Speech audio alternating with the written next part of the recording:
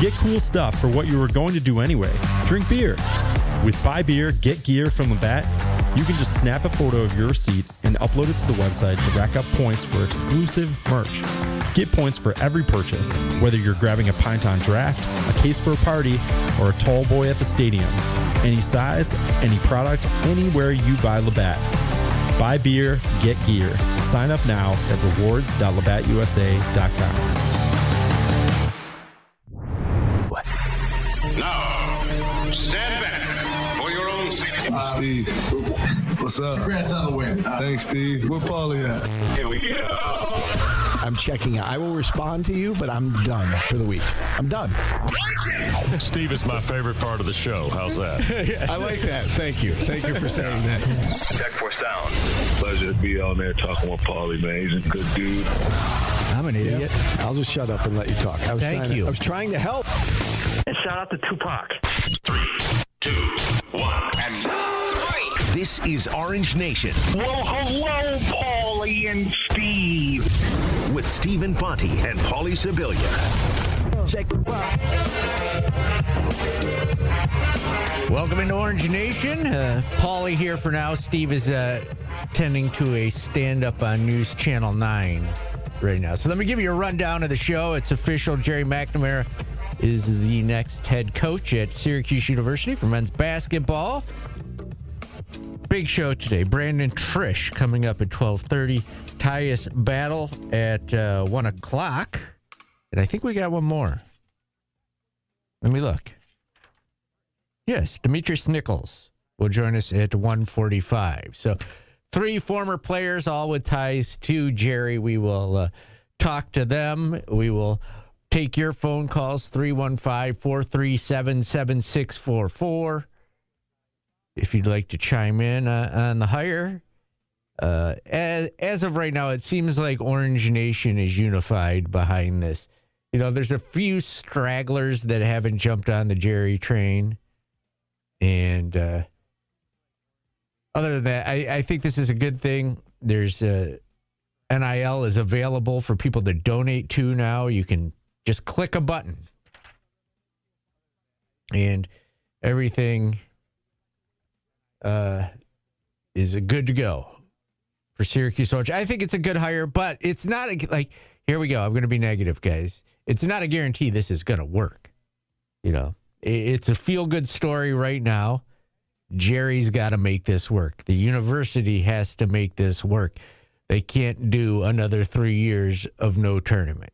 This has got to work, and you got to see some definite improvement in this program in year one. Right? You know, the fan base is bitter and angry, and there's empathy. There's apathy. I mean, you know, it's got to get better. It's got to get better year one. And Gerry, I think, is a guy that can do it, but it's not guaranteed. It is not guaranteed. Is there a lot of pressure on Gerry this year? Yes. Would there have been a lot of pressure on someone outside the family? Yeah, the fan base has had it. You know, Brian Hodgson came in and sucked year one. It wouldn't go over well in this town, and it'll probably be double on Gerry. So as soon as Steve is done, he will come in here, guys. I see you. I'll miss him so much. Spatchy Louis says, got to get better or what? Yeah, it's got to get better. If you want to be the Syracuse you were, it's got to be better. Gerry was a great player under pressure. Let's see if he can do it as a coach. I've been thinking, do you want to retain anybody off of this team? Is it mandatory? Like, everybody seems to think Cayenne's got to come back. Yeah, it's a great storyline. Do you want a fresh, like people said they wanted a fresh start. Is it a fresh start if you're bringing back players? I get it. Cayenne's coming back. He's definitely coming back. But is he starting next year? Do you go out in the portal and get a senior 2-guard?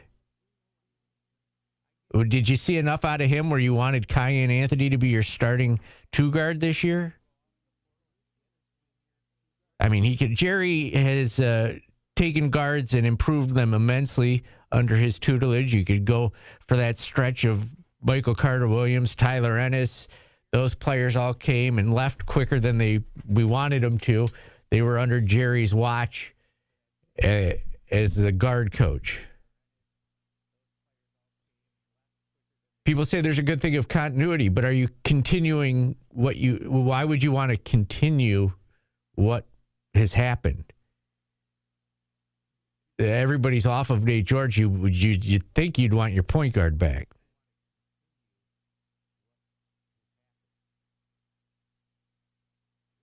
So 315-437-7644 if there's anyone that wants to call in and talk. Oh, we already got one. Gavendo is calling in. Gavendo, what's up? Well, I saw you dying, so I thought I'd I'm give you a not hand. dying. You're dying. No, you're dying. You're a sinking ship, my friend. All right, what's up? I'm just kidding. Hey, congrats to GMAC. That's awesome. This is going to be all hands on deck, and if the fans are going to support him, unfortunately, the support needs to be monetary, right? So it's not anymore it's not anymore of just be a fan. You have to support. They're going to have to hit the pavement and get a lot of donations to bring in the bigger, better players, and that's year after year. That's got to get better. So that's my concern. Fans are the GM right now. So, well, we don't have a GM right now. No, but fans are. Fans are every year going to be the GM. You're the owner of the team. You have to pay if you want good players. That's how it is. Don't ask what the program can do for you. You got to ask what you can do for your program. It's time to support. All right. Thank you, Gavendo Kennedy. Goodbye. There you go, man. There was a Gavendo calling in. Yeah, everybody doesn't get this, but you are how good players come now. You got to give money, even if it's $5. It's sad that you're not able to just buy tickets anymore. Stephen Fonte has decided radio is worth showing up to all of a sudden. And how are you, Steve? Apparently I was dying without you. No, you're not. No. It was 5 minutes. We're good to go. Thank you for allowing me to do that. No one knows where to donate. It's very easy now. It's all over Twitter. It's just one click of a button now. And that's one of the things when we talked with Brian Blair last week, he talked about streamlining the process, right, and making it easier for folks to do what they want to do and to help support the cause. What did I miss in the last 5 minutes? Nothing. I just broke down who's going to be on the show, and basically this isn't a guarantee that it's going to work. You know, you got to look at both sides of this. It's a feel-good story right now, but it's not a guarantee. It's got the pressure on whoever the coach is, whether it's Jerry or Shirts or Hodge, is going to be immense, this year. You and I double on Jerry. Well, I was going to say, you and I talked about this yesterday in Orange Nation Overtime about the pressure factor, and I don't think there's any question that there was more pressure on Jerry than there would have been on any other replacement. I do believe that if anybody can come in here and get this thing back on track with the right resources, I do think it's Jerry. I said this earlier today that nobody's going to outwork him. He is a winner. Every step of the way, he's been a winner. I think he will find a way to win here. That notion that is out there that this was an easy hire or the comfortable hire for Syracuse University, I disagree with that, because just like we said, there's more pressure on Jerry than anybody else. There's more pressure on the AD and the administration as well, because they went with Jerry. So the notion that, well, it was comfortable or it was easy, I don't think so. I think that they went through this process and they identified Jerry as the right fit for this program at the right time. And, it sounds like there was interest in Josh Shirts. Of course there was.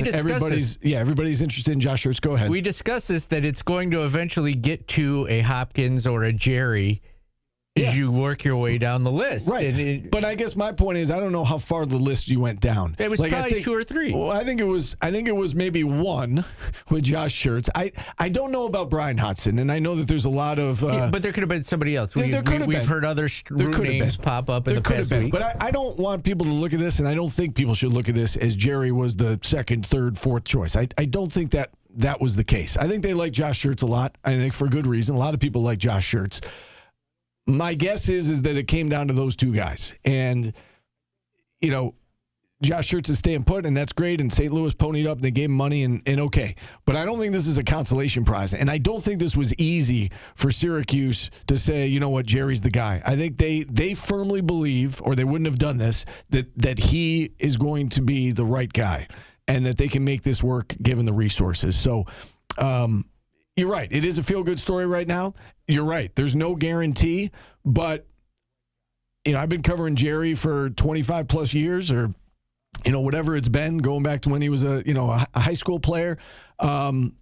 You don't underestimate Jerry. I mean, I think we've seen that, right? That anytime you underestimate him, he proves you wrong, and he makes you look bad. So I wouldn't underestimate this hire. I think that he's going to come in with a plan. He showed that he had a plan at Siena. He executed the plan perfectly. His players executed his plan, and look at where he is in such a short period of time. Is there a year of growth that the fans will take this year?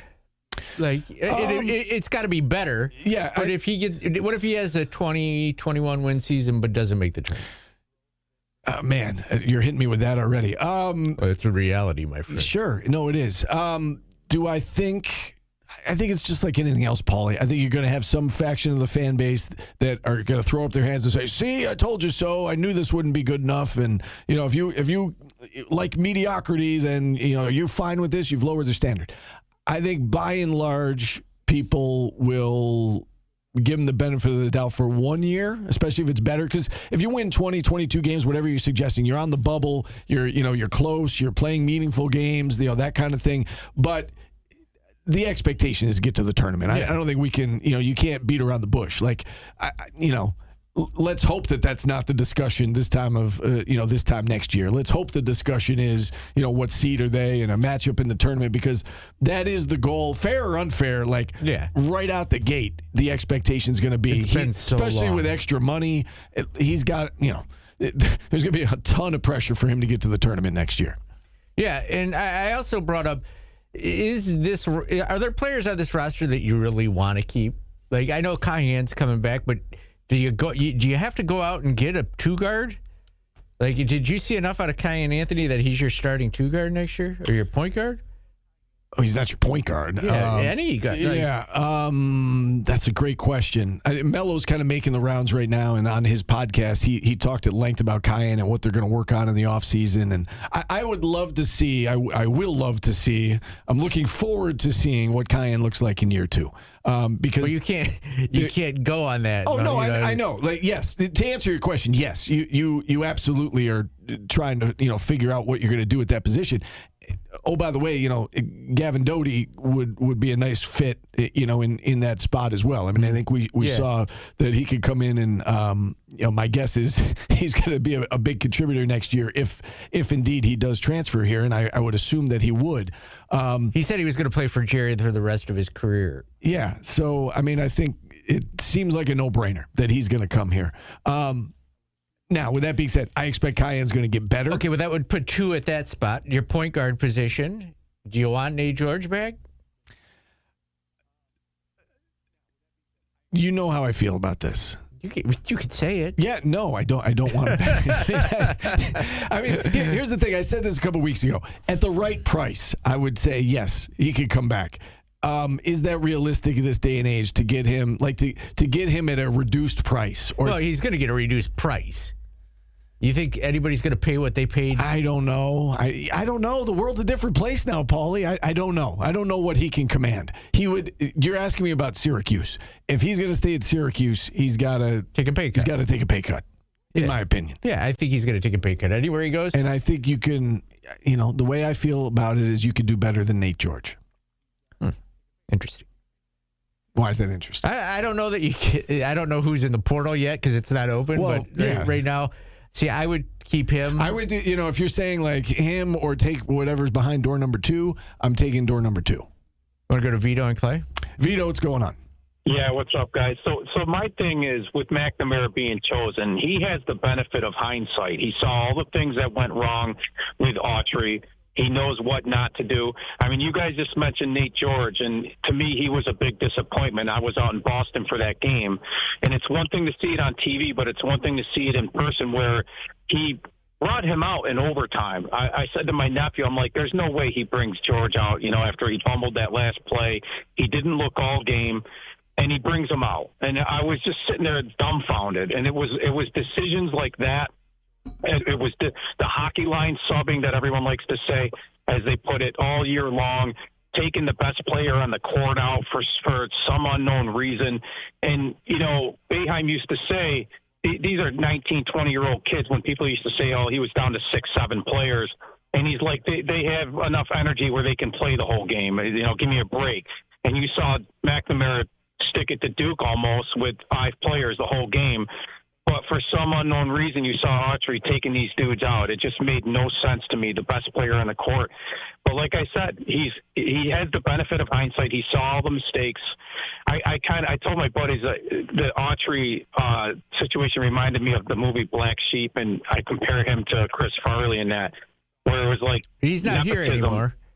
Well, I don't care, dude. We still need to reference the mistakes that he made and grow from that. But you know what? He reminded me of him and David Spade would be McNamara. Like, he saw all the mistakes being made. It was almost like a nepotism thing where he was on the Boeheim tree. They gave him a shot, and he embarrassed us. I hate to say it, but he did. He was, to me, and I heard Pat say it, I agree. He was the worst coach in D1, at least in the Power 4 or Power 3. So... All right, Vito. Thanks for anybody else want to kick a corpse? Yeah, appreciate you checking in. I don't know. I don't know what you get out of that. I don't know that that's the take for today, but yeah, I mean we get it. It didn't work out with Adrian Autry, but there's a new day here, and I think Vito's point was that Gerry has learned from afar. I mean, he was obviously on the staff for 1 year, and then moved on to Siena and for 2 years, and he sees the mistakes that were made.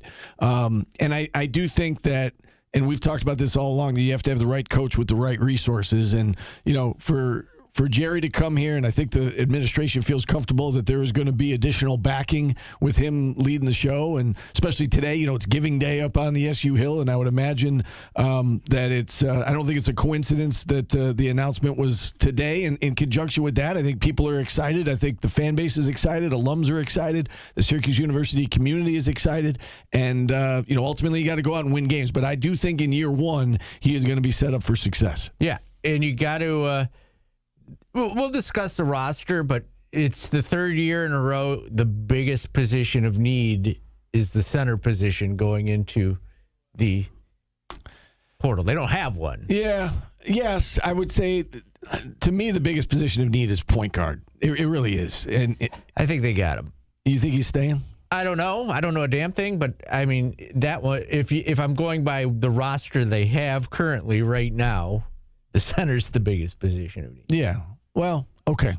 We'll agree to disagree on that one. I think you need a dynamic. You hate Nate No, George. I don't. I just you want him gone. Man, every year you got one player you just ride like a dime store pony. You asked me. I'm paid to share my opinion, right? My opinion is the point guard position is the most important, especially with Gerry, right? I mean, like that's his bread and butter. Like he wants a quarterback on the court. He wants a coach on the court, and. But we've also seen, like I said, I don't know, I think it was before you got there, like Gerry was the lead guard on Michael Carter-Williams, Ennis, when guys were going. Yeah. Do you think maybe he sees something in Nate George he can fix? Well, maybe, or he sees something in someone else that he's like, I want that to be my guy. So, I don't know. I mean, that's a topic for another day. I mean, I know the portal doesn't open until after the Final Four. So. I mean, what, are you just going to glaze Gerry for 2 hours? No, I think you're like it's fine to talk about the needs. I'm saying who that option is a topic for another day because, as you said, we don't even know who's in the portal yet. My opinion is that the starting point guard is not currently on the roster. Okay. That's what I would say. Okay. Let's take a time out. That was our, seeing that you weren't here for it. I always wanted you got it? Okay. This is our opening drive brought to you by Burdick BMW of Cicero. Not very good. Not very good. Phone lines are open for a little bit here. We've got Brandon Triche coming up at 12:30, Tyus Battle 1 o'clock. We've got Demetrius Nichols 1:45. We'll mix in your phone calls throughout. 315-437-7644. Back after this on ESPN Radio. Syracuse University is on the search for a new basketball head coach. Listen here for all the latest details. We are the pulse of the orange. ESPN Radio 97.7 Yes, Doty is and better than 100.1. Like, as much as you want to, as much you want to crap on Red, he's not going to play Luke Fennell. If he wasn't, like, if Luke Fennell was good enough to play, he would have played. Phil, what do I think about Coach Jack's comments? I think that it served its purpose, right? She wanted to get everybody's attention, and if you happen to watch SportsCenter last night and virtually any national show, that soundbite was out there. So mission accomplished there. I think she also wants to have the Syracuse community not forget about women's basketball. Today's a big day, obviously, for the men, and I know she's happy about GMAC. But the women, she's got things moving in the right direction. How do you close that gap between Syracuse and being down by 53 at halftime to Yukon? Like, it's a big gap. So there's work to be done. She doesn't want to lose her best player, right? How do you do that? You got to pay, Uche to stay. She's getting murdered nationally about the right. It's be better. Don't be an 8 seed. Like, essentially, that's what people are saying. Don't be an 8 or 9 seed. Well, I think she wanted to draw it. Listen, I know this is the way they do it. I see both sides of it. Like, I see her frustration. The fact that women's basketball big enough to do neutral sites now? Even if you played that somewhere else, like Yukon, yeah, No, outside of Yukon, could Yukon go to a neutral site and everybody go? Yeah, but I don't know how. Outside of maybe a handful of programs, I don't know.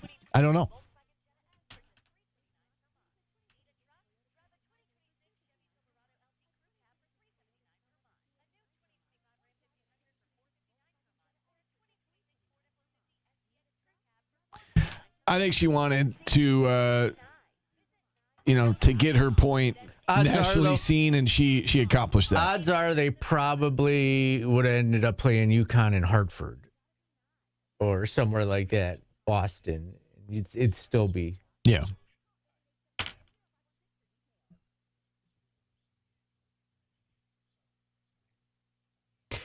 I think she was saying maybe ship them out west or Midwest or south. Her point was, for those of you who didn't see it, she basically was talking about how it's unfair that the committee continues to put Syracuse in Yukon's bracket and continues to make them an 8-9 seed, continues to ship them to stores.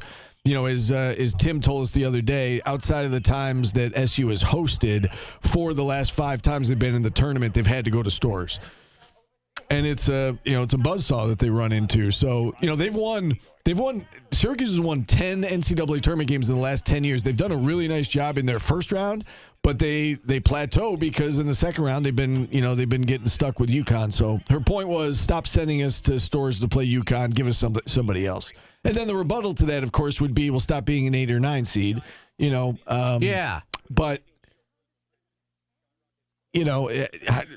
But why can't you just send them down? Are they that worried about travel expenses? Can't Syracuse go play in the Midwest? Well, they've done it. It's kind of like the lacrosse, how they try to do it geographically. They try to do that in the women's game, too. Can you go Midwest once? Well, I think that's her point. It's why is it fun to be a Yukon basketball player? We were talking about that in the office yesterday. What do you achieve if you go there? I know. I think I got killed for saying why would you want to go play for Gonzaga in basketball where you just crush your conference games every year? They got upset this year for the first time in 40 years.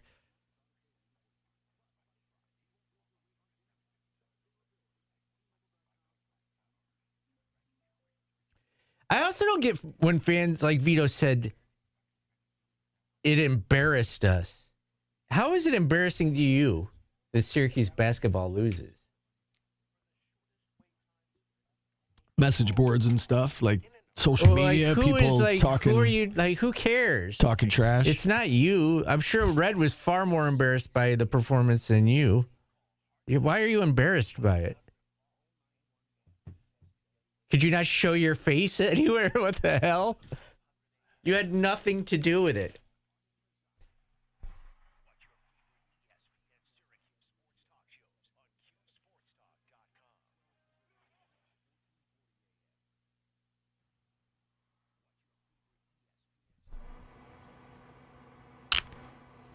De La Soul's got some weird openings, Steve, so don't get mad at me.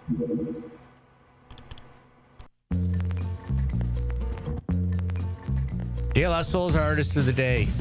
3 is the magic number. Steve, it is the magic number today. That's right. Because that was Jerry's number. I didn't do that on purpose. Yeah. Well done. On accident.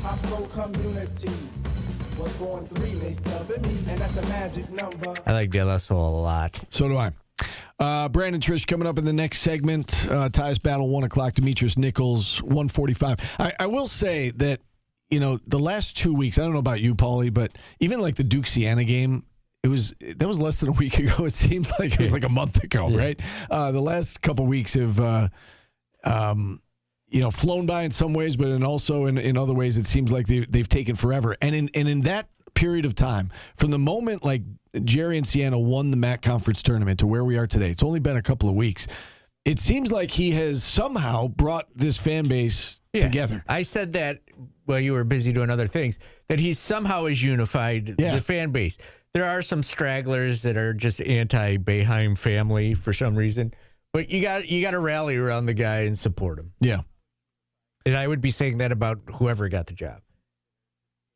Yeah. I sent out a tweet this morning about Gerry, and it was 99% positive. And then, a couple, somebody said, maybe they'll go outside the family in 4 years. Like, I don't get that. I don't get that reaction, but.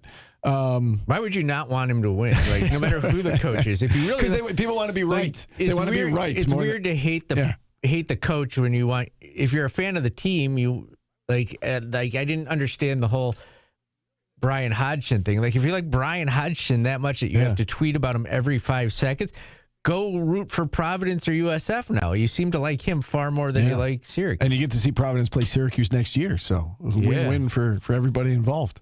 Yeah, I don't get that. People want to be right above all else, and I don't know that feeling, Steve, because I'm always right. Because you're always right. I knew something like that was coming. Okay.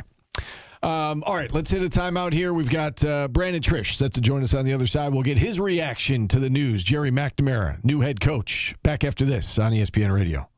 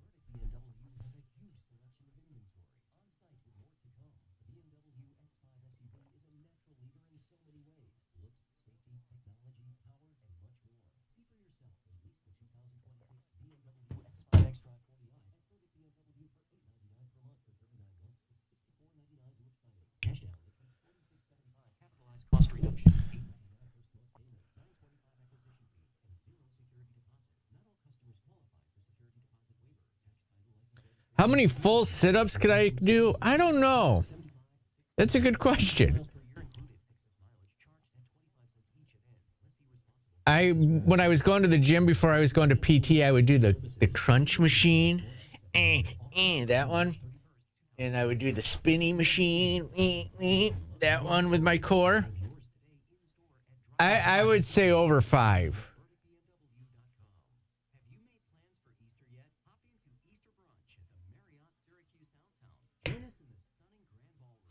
And what was the other one? I did one more. I did the lead back. Lead back. Now in PT, I have to do like these weird, like seal, like walrus sit-ups or push-ups.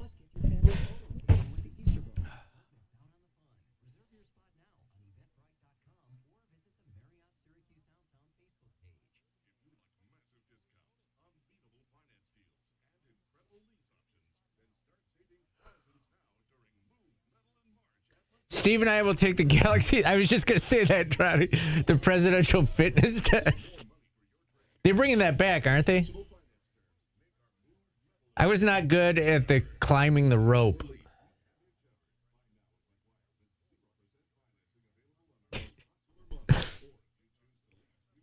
You know what? I had me screaming in like burning pain and agony at PT they put the band around my legs, and I had to like sidestep all the way across.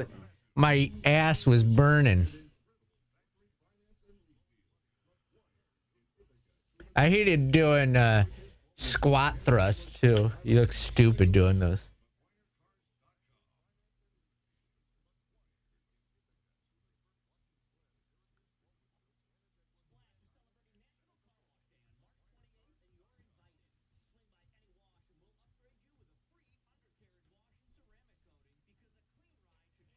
My health insurance is fine. Yeah, I didn't realize how expensive PT was. It's $40 every time I go. So Tampa, Ron, funny story. We were in London in 2019 on vacation, and my son and I were in a park, and he wanted to kick a soccer ball around. And so as we were wrapping up, he goes, "Let's do a race." So at the time, my son was, what was he, 13 or 14? So I'm like, okay. So I didn't warm up or anything. And sure enough, 3, 2, 1, go. Like 5 strides into my full-out sprint, pulled my hamstring. Ruined the rest of the trip. Learned my lesson. I was, I was like 45 at the time. So... Yeah, climbing the rope is ridiculous. So Tronic in our Q Sports Talk track brings up, like, you get like 5 feet from the freaking top of the ceiling in a gym. If you fell, I'll say it was a stupid wrestling match to break your fall. That would have been dope to watch someone else fall, but it'd be all over YouTube.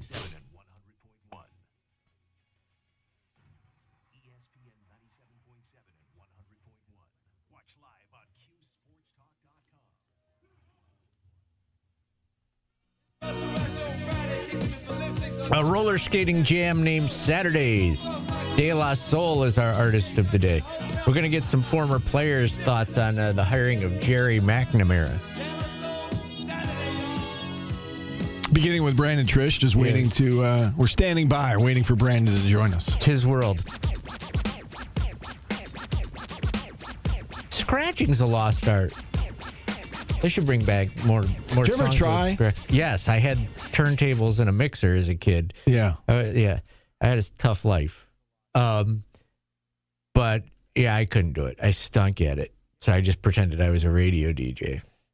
Did you ever try it? No. You never on your parents' turntable? No. I had 2 Technique turntables. I had 2 turntables and a microphone, literally, as a kid. Like, that's what I wanted. I wanted to be a DJ as a kid. I'm a dork. It's amazing I can't meet a woman. All right, we're standing by on Brandon Triche. We've got some phone calls coming. It looks like. Do you know, Steve? This hire is going to, like, people that wanted Syracuse to get back to its prominence.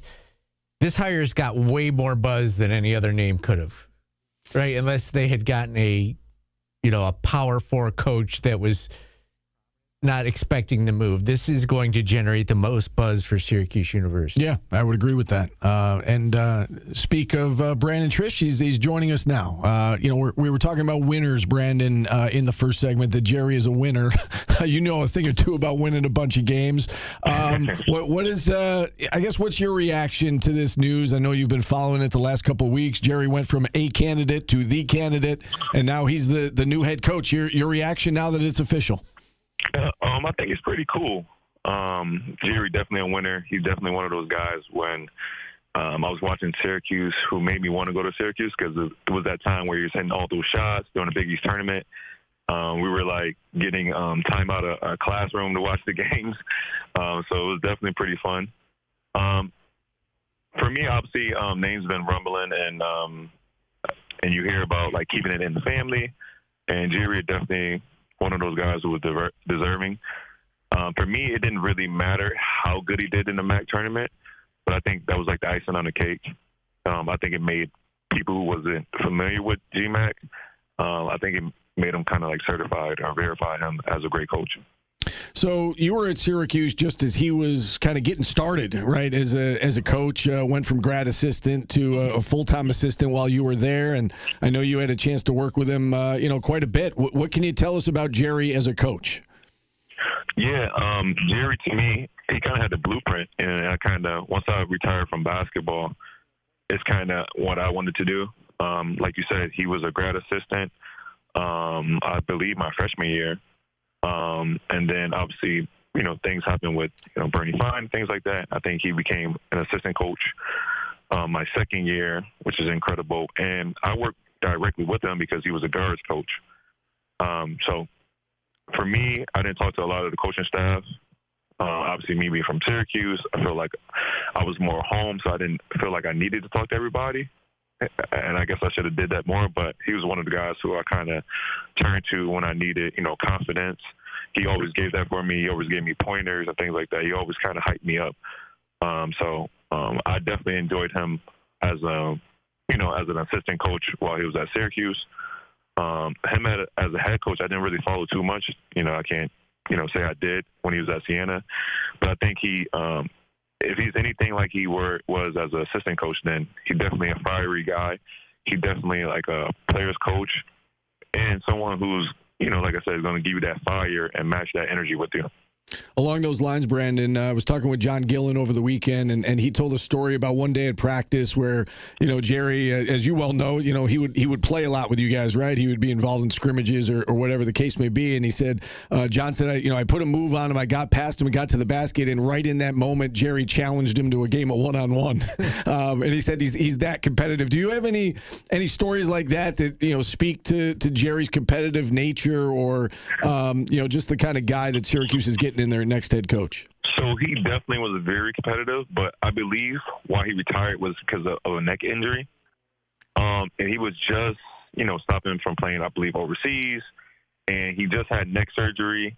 So he wasn't he was just getting back playing when I was there. You know what I mean? So I'm sure when John was there, he was fully, but we would challenge him. Like you said, he would be on top of the zone making shots. So it could be Scoop, talking crap to him, or Dion talking crap, and he'll get back into that mode. But he had limitations, because I believe at one point with his neck, it was hard for him to pick his arms up and stuff like that. So he wasn't super competitive because his body couldn't get him to that point. But he for sure, you bump him a little bit, he's ready to go. There was a time where he was under Coach Boeheim, and Coach Boeheim obviously was the bad cop, and he was probably the good cop. Did you see a side of him where he would get angry at you guys? And was there a bad cop side to Gerry? He would be more like I said, a player's coach, but it's listen, I see a lot for you. I need you to push it to the limit. You know what I mean? And I think him being competitive is he was one of those guys, he'll run through a wall. So I think if he sees a lot of potential from you, he's be the same way. So he would do that. He would challenge you for sure. He's you better than this.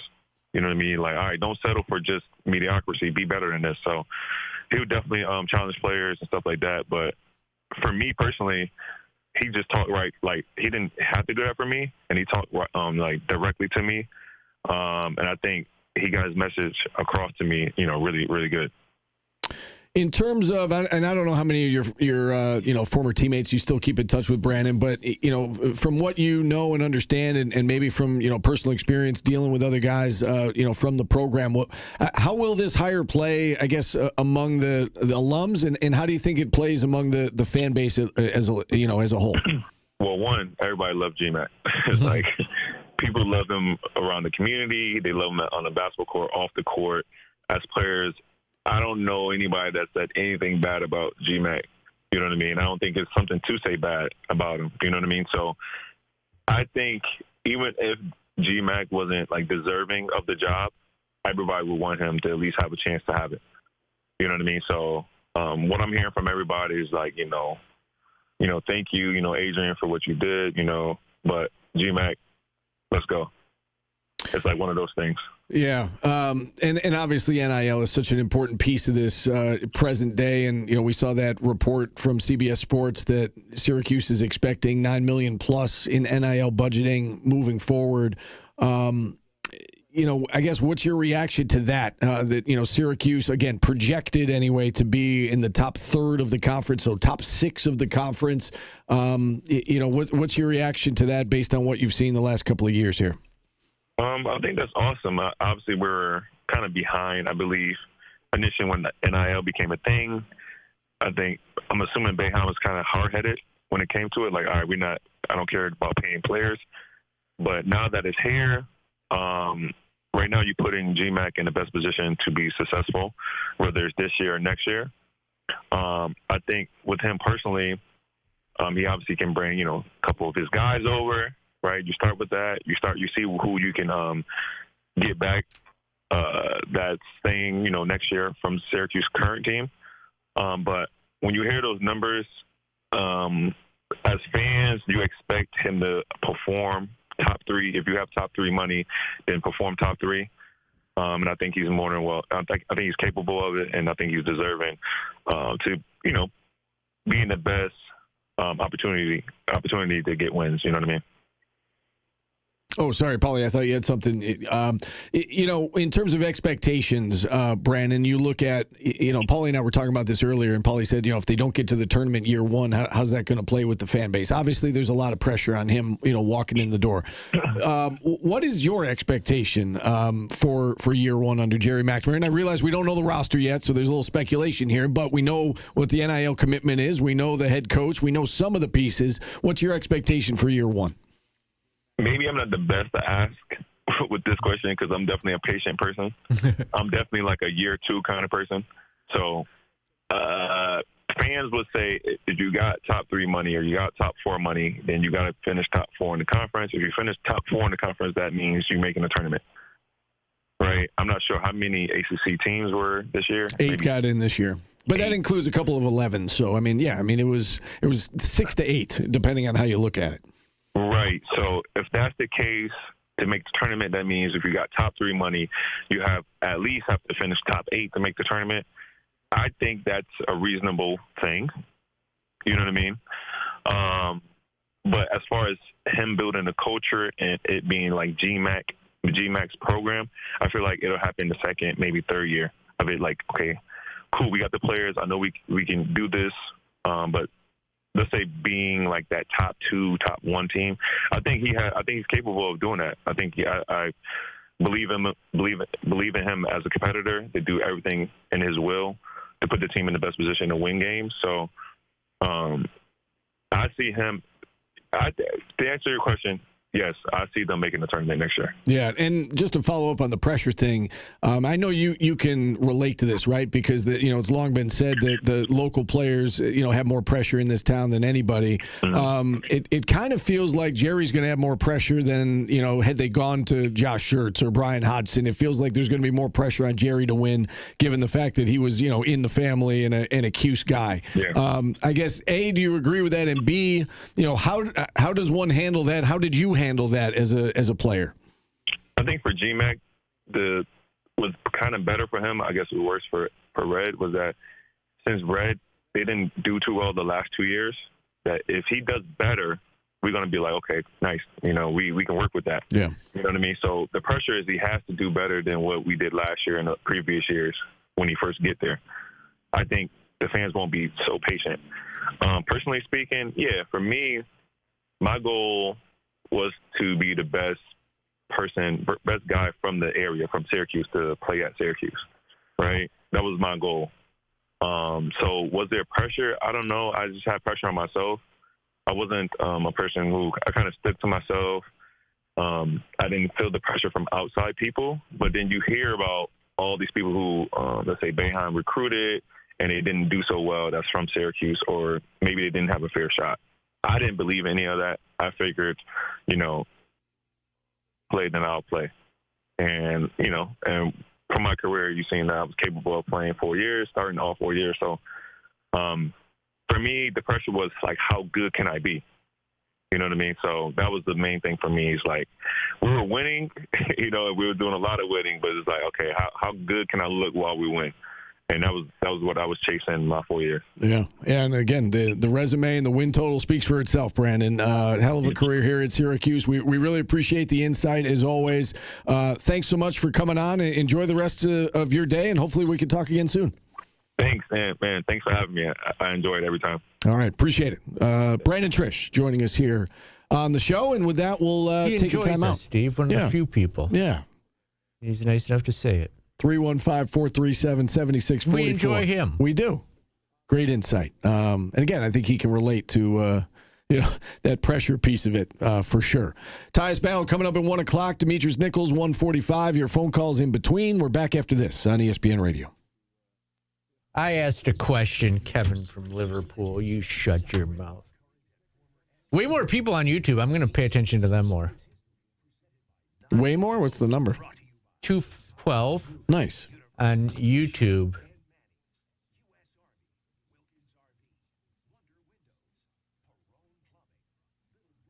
$127 on the...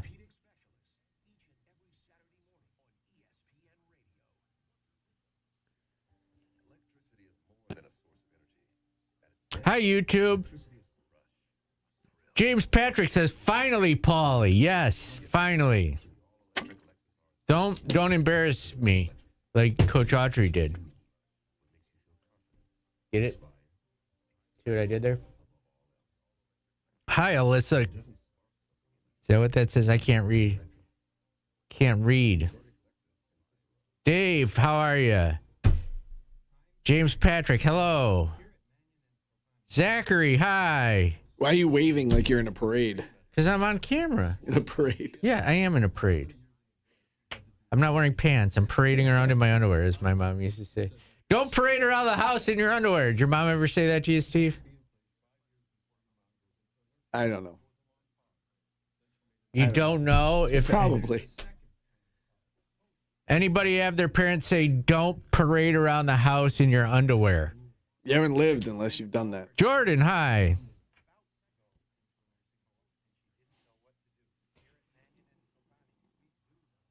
Anyone been accused of parading in your underwear?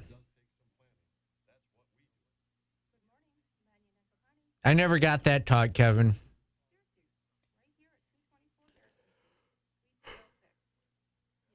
I have watched it, LA Orange. Thank you. I responded to one of Brian's tweets the other day. Thank you for asking. Was that supposed to be like a gotcha question? I have watched Brian's show. Thank you. Yes, thank you for asking. Would you like to promote it?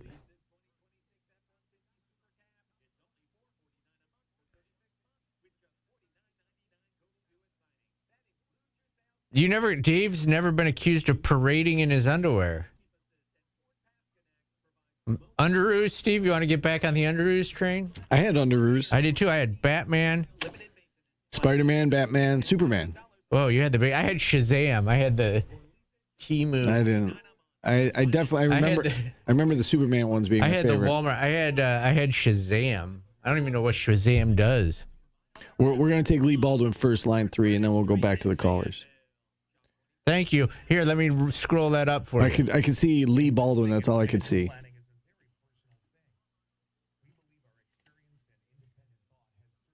You still wear Underoos?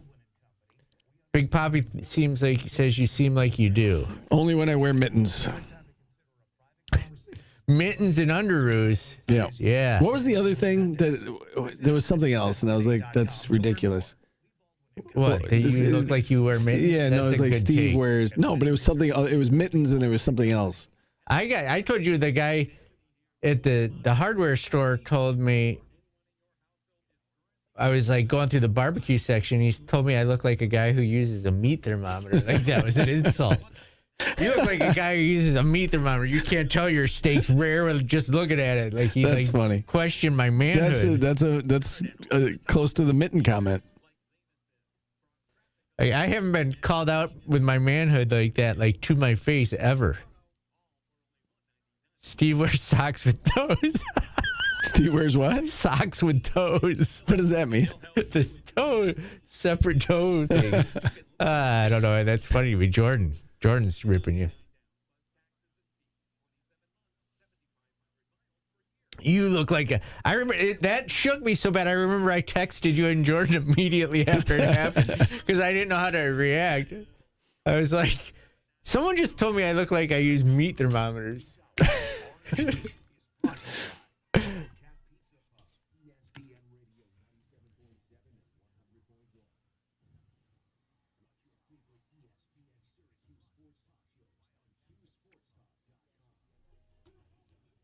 Yo, man, let me make some Captain Crunch, all right? Yo, man, do you have any milk? Yo, yeah, what time is it? BK Biddies in the lounge, Steve. This is a banger. I told Paul I think this is the one he would like the most of. Well, we'll find out during today's business if that is true or not.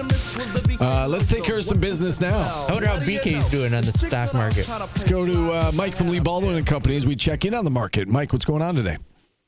Hi, guys. We have a very mixed market today. The Dow's off about 89 points, but we have small losses in the S&P 500 and NASDAQ.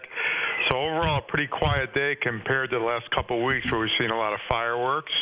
And we'll take it. Believe me, we've been through some crazy volatility lately.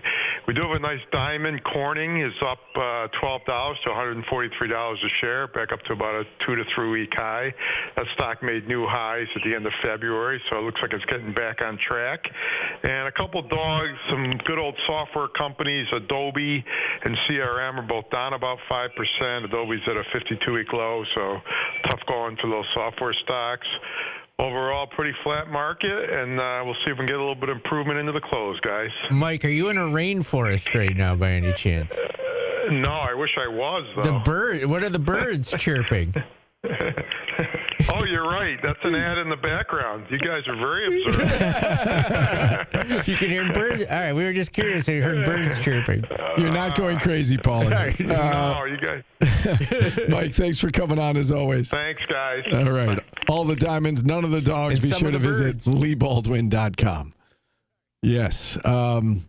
He said quiet day in the market. No quiet days around here. It's been nonstop, very busy for the last several weeks. And let's go right back to the phone lines. We've got. Where are we going? We're going to line one. Stefan in Utica up next. Stefan, how are you?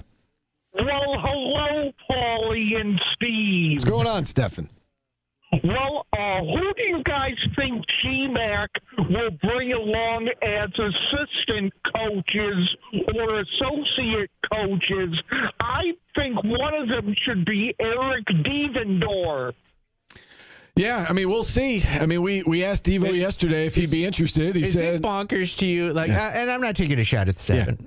But everybody was so anti-family, and now everybody wants Eric Devendorf as an associate head coach or an assistant. Like, come on, guys. Jerry's going to pick a staff that he wants. Yeah, he will. He'll handle it. We did ask Devo yesterday, not even just about the Syracuse job, but if he would want to get back into coaching, and he said if the right opportunity came along, he would look into it. So no family, Eric Devendorf. And in fairness, we don't know if Stefan was anti-family. Yeah, I know. But we don't know who's who. But it seems like that, like everybody is obsessing over that. Yeah. Yeah. Let him pick a staff that he can win with. Yeah. It's not our decision. He was obviously, Devo was on staff here as a, strength and conditioning coach for a little bit. And, obviously they played together the 1 year. And we'll see. I mean, we'll see what Jerry decides to do. But, to answer Stefan's question, obviously the Ryan Blackwell and Arinze Onuaku pairing, it worked well. Does he bring them both? Does he bring, does one of them stay? Well, we'll see. We'll see how it all plays out. Everybody loves Devo. Yeah, I love Devo, but just let Jerry pick a staff. Yeah, correct. It's funny. I was talking with John Gillen, and John Gillen was like, "I wouldn't mind being on his staff." I mean, everybody's excited for Jerry, and excited to be a part of this because it looks like he is set up for success. Now, if he hires someone out of the family, everybody's going to be angry. Why isn't it Devendorf? Harry in New York City up next. Harry, what's going on? Hey, guys. How y'all doing? Good. How are you? I'm good. I'd like to yell about Adrian Auction instead of repairing relationships with loved ones. So, just kidding. No, I wasn't that there. Anyway, I thing I'm really excited about with him is I really think, just in terms of, I'm not talking about like style of play, I feel like Gerry could be a little bit like a Roy Williams type of energy on the sidelines and in post game. Like, you know how, I don't know if y'all watched a lot of Roy Williams, but he was really, really intense. He was always getting that kind of like power stand and just kind of like screaming, like, and not screaming a lot of anger, it was a lot of encouragement, but just kind of like match or boost his team's energy from the sidelines. And then in all these other moments, like, you know, senior nights or, you know, just like situations where he'd be at like a post game after a loss, just like kind of sobbing and just talking about how much he loves his team and stuff. And I feel like one of the things I did like about Autry a lot was his warmth with his players. And I feel like that was missing from Boeheim, which is fine because, you know, Boeheim had his own style. And but I feel like Jerry's going to have that, but he's also going to have that sort of just burning desire that Autry didn't appear to have on the sidelines. Even that Autry for sure had it in his heart. And I wanted to say, dude, that Folafak, is that Folafak? Yes, yeah. Francis Folafak, yeah. I did not know he was a freshman. I feel like he kind of reminds me a little bit, I don't know if y'all remember P.J. Tucker on Texas. Yeah, like when sure. he was playing on Texas. Reminds me a lot of that, where he's like this undersized power forward, but he just plays like a tank and can just like defend and just like get boards. And he also kind of reminds me a little bit of what C.J. Fair brought to Syracuse, like where it's like he's not really a 3 or a 4. He's just kind of this like hybrid who can stretch the floor a little bit, but also just like attack the glass. Yeah. Anyway, I'll take the response off there, guys. Yeah. Appreciate you checking in, Harry. Yeah, I mean, Folafak was a big reason why they won that MAC conference title. The way that he defended Merrimack's best player, Kev Kennedy, and even the way that they attacked Boozer from a defensive standpoint, he was a big part of that. So, he's another name to watch. I know we keep going to Gavin Doty because of the local tie, and we keep going to Ryan Mesh because of the local tie, but Francis Folafak's another guy that you should keep your eye on. Yeah, he's built like a man. Yeah. And, he is a power forward, but he's also got to develop a shot and stuff. I think if I had to guess, there'll be 3 guys coming in. He's one of them. Yeah, I would think so. I think there's a good chance of that happening. In terms of his softer side, I know where he was going with that. I mean, you just watched that press conference he held after winning the MAC conference tournament and then losing to Duke, and the way that he gave all the credit to the kids and said he wanted it so badly for them. And, somebody asked him about, I think it might have even been Donna, asked Gerry about the John Shire comment that, Gerry, outcoached me today. And he kind of paused and he said, I appreciate that compliment, but it's the kids. And he got kind of choked up. And there is genuine caring. Right, he genuinely cares about his players, and that's not to say that other coaches don't. Everybody shows it differently, and everybody shows emotion differently. But I know where Harry was going with that, where he's a fierce competitor during the game, and he wants to, bring out of you your best. But at the end of the day, you're going to get a hug and a slap on the back, and great effort. It's like working with me, right, Steve? I always tell you how great of a job you're doing. Actually, when I do tell you guys you're doing great, I ask you not to say it. Right. And we don't believe you. We're like, what's your angle? Why are you being sarcastic? we don't totally believe you because you can't be serious. So you're nothing like Gerry in that way. I am. I have a fiery side of me that you just never see. All right. We're up against the top of the hour. And we have Tyus Battle joining us. We do. Next. It's just a jam-packed show. Your vocal cords okay? Doing okay. Tyus Battle, 1 o'clock. Demetrius Nichols, 1:45. We'll kick off hour number 2 next on ESPN Radio.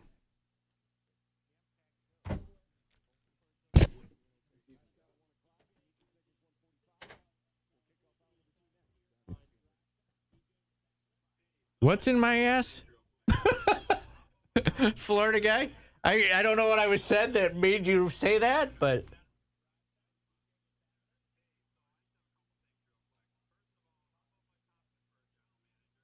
I have not seen red at Wegmans.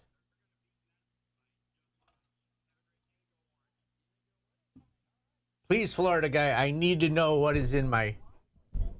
Oh, that firing fee. All right, good. If there was something in there, I want to know about it.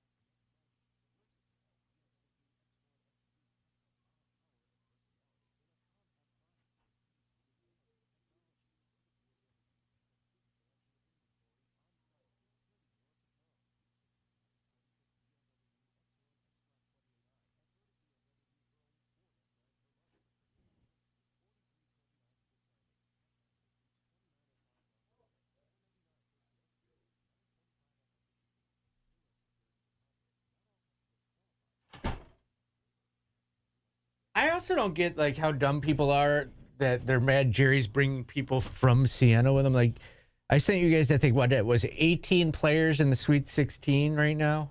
Yeah, are from lower level schools.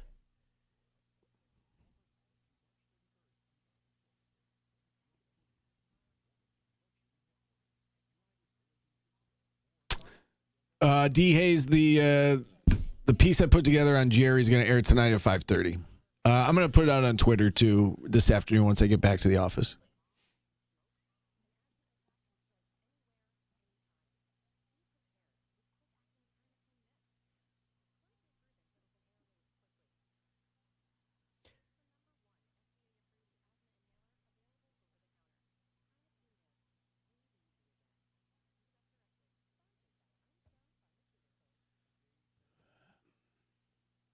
I just got a text from a friend. Next Friday night, Tip Hill, getting a bunch of people together. You better be there. No. Old stomping grounds. No. You're toxic. You are. You are, Govendo. Not your. Fix it. You don't have to work Saturday. You could go out Friday night. You can handle that. You're not the only person I know that I say no to every time.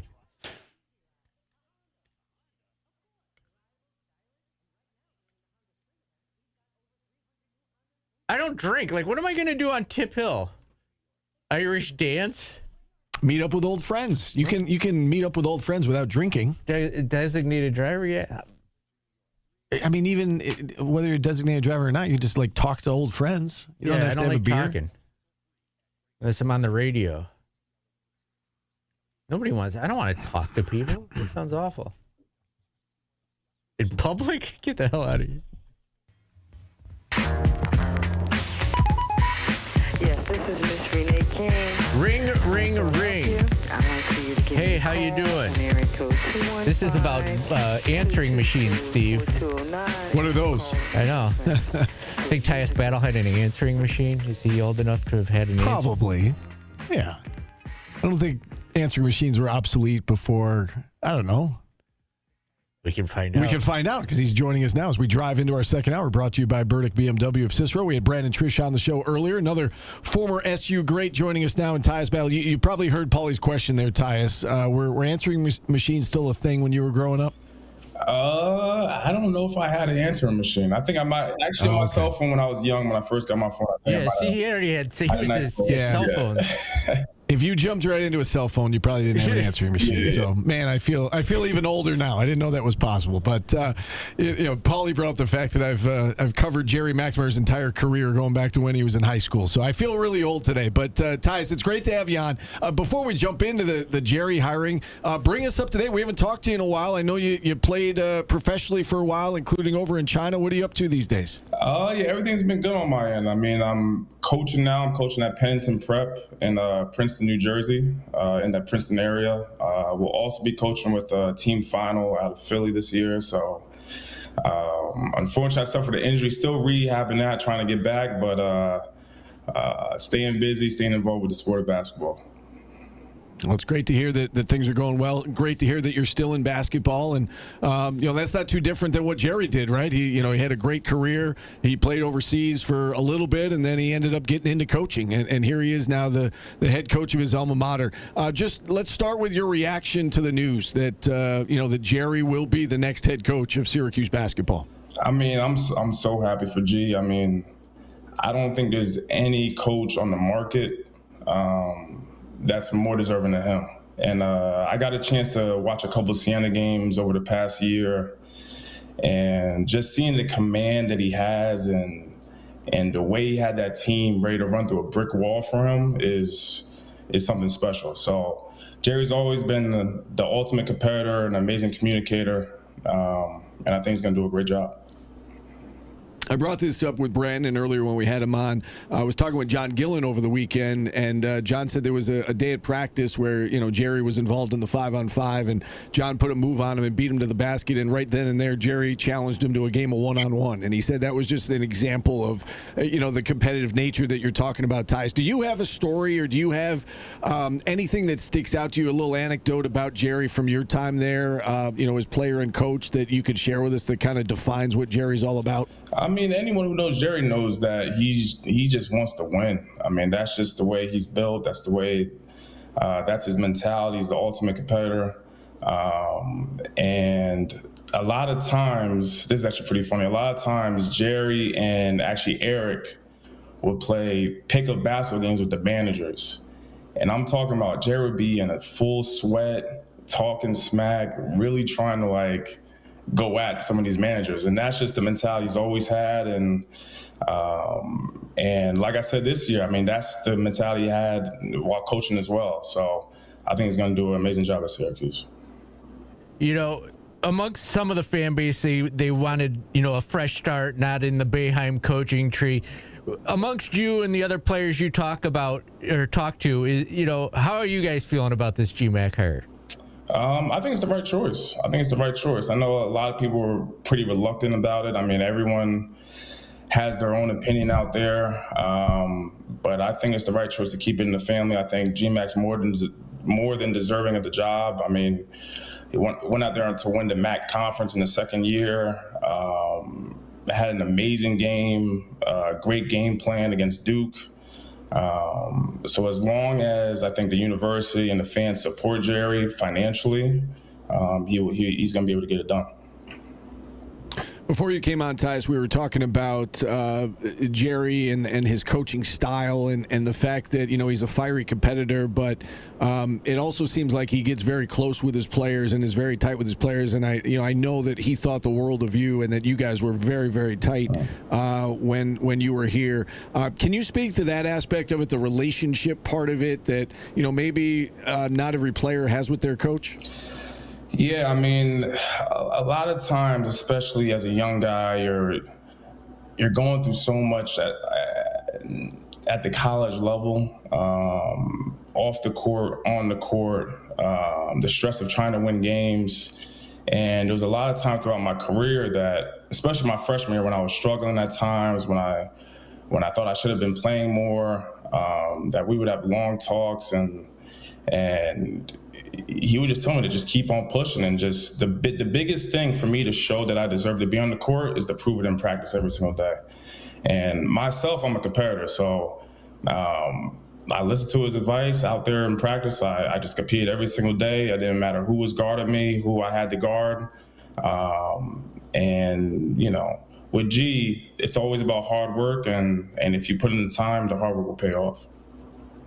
You know, that kind of raises a larger topic just about college basketball these days. You talked about, you know, as a freshman, maybe not playing as much as you wanted to or struggling and having to work through it. This day and age, Tyus, with the transfer portal, NIL being the way that it is, free agency, it feels like every year.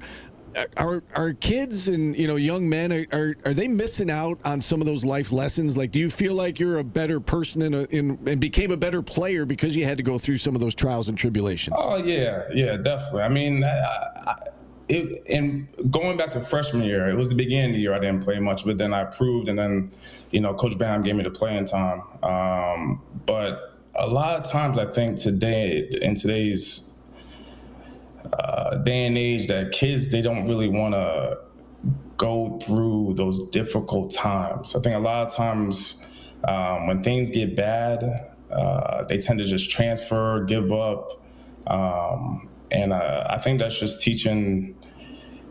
It's not good, man. It's not good. And it's not the way I was taught, not the way I was, my mindset ever was. So I think, especially going to the transfer portal, that's the hardest thing. Try to find kids with the similar mindset, guys who want to compete, guys who don't just play for the money, who actually want to win games and represent the university in a positive way. You know, Gerry's going to be walking in the door here with a lot of pressure. We know that, you know, given the way that, you know, this program's missed the tournament 5 years in a row, and given the fact that they, you know, went with a, you know, an inside the family hire, and he's going to be facing a lot of pressure. What are your expectations, Tyus, for him? And I realize we don't know the roster yet. There's some speculation here, but what is your expectation in year one for Gerry and the Orange? I think he's going to do well. I think everyone has to know this thing is going to take some time. I think we just have to, like I said before, support him financially, show up to games, because it's hard. I mean, this is a new world of college basketball. NIL has changed the game forever, and it takes time to build the culture and to put your own identity into a program. So year one is not going to be a guarantee, but I think over time, year 2, year 3, fans are going to start seeing the improvement, and it's going to be the Syracuse basketball teams that we've seen in the past. You know, you brought up NIL there, Tyus, and you were just prior to the NIL era, and I use you as an example quite a bit on this show when we talk about that, because I feel like you were a guy that if NIL existed, you probably would have stayed one more year. You probably would have set the all-time scoring record at Syracuse. I mean, do you think back to that? Like, if NIL were a thing in college sports when you were playing, would you have come back for that last year? Honestly, if NIL was a thing when I was playing, they would have had to drag me out of college. It's just a whole different world now, and I'm so happy for, you know, the athletes today. My little brother was able to get a little taste of NIL, and it's something that the athletes deserve. I mean, you spend 4 years of your life, you know, missing summers with your family, missing summers with your friends, grinding, going to class. It's a lot of sacrifice, and it brings a lot of revenue to these schools. So I'm happy to see the athletes are getting paid. Yeah, no doubt. Well, listen, Tyus, it's been great catching up with you. Any final thoughts, any message to the fan base, or anything else you want to touch on here before we let you go? The biggest thing, stay positive, man. Stay positive, give your love and support. I was a little disappointed of the way how things ended with Red and how the fans treated him. So with this new era with Gerry, I just want them to remain positive and remember that Red, G-Mac, I mean, they bleed orange, and it's not easy being a head coach, especially in this new environment. So it takes time to build a program and to put your identity on a program. So just give your support, and he will get it done. Tyus, you've always been a class act. Always have enjoyed our chats. Thanks so much for the time today on short notice. Continued success to you. Be well, and hopefully we can chat again down the road. Appreciate it, guys. All right. Tyus Battle joining us here on the program. And with that, we'll step aside. We'll take a timeout. If you'd like to check in, now's the time to do so at 315-437-7644. We'll take a timeout here. We're back after this on ESPN Radio. Oh, that should probably go away.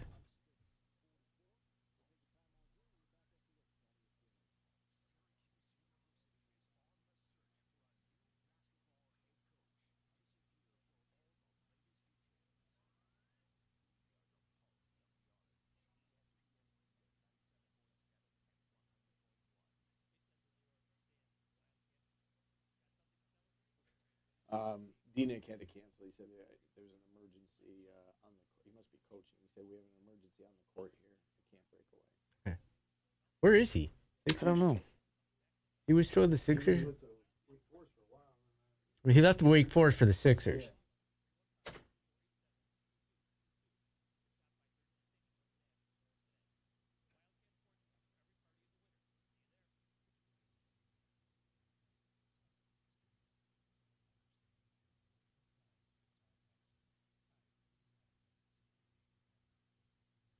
Whoa.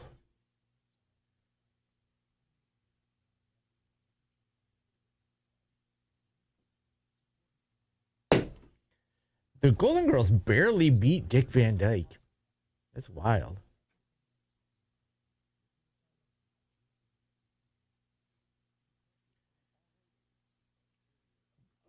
Dick Van Dyke was very much like Sienna. They hung with the Duke type team. Oh, yeah. Well, what's it call it? Greatest American Hero. Taken down. I thought it would win. There's like 19 hours left. Wait, you got that backwards. What? 3 and 4. Greatest American Hero is supposed to be the 3 seed, and tonight's just. Oh, yeah. It's fine. It'll come out of the same place. So.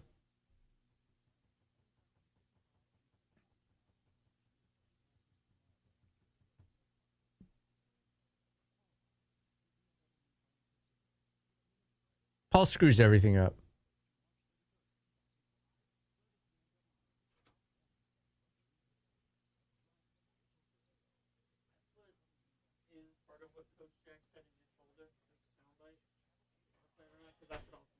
No.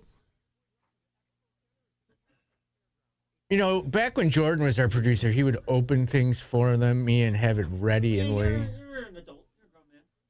Personal folders, Paulie. FLJ. Date modified post-game comments. I miss Jordan.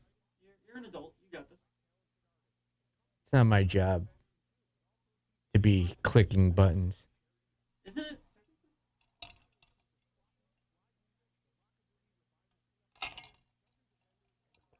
Fella Ferta, go root for St. Louis or Providence, man. If you like Hodgson and shirts that much, go root for them. It's an easy fix. Who do you think gets the North Carolina job? Kansas is probably going. They're saying where did I see? Kansas might. I know VCU just gave him an extension. Yeah, no. They could pay that. Who the heck was it? It was somebody like it was a big name, obviously. Damn, I forget. I'm old.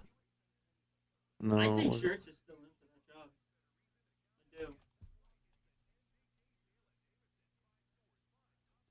I do. I forget. I lost it. I don't know.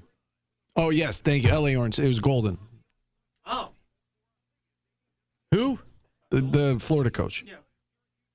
He's an ass. He's unlikable. 6 candidates for the UNC job. Yeah, Florida guy. Jay Wright. Got a few things on my mind today, but yes, I remember reading it and I couldn't remember who it was. Byington. Golden. Drew. Olselberger. I don't think Nate Oates ever leaves Alabama. He knows he'll always be second fiddle. And I feel like as long as he just does what he keeps doing right now. And he can get away with having murderers and drug dealers at his team. What?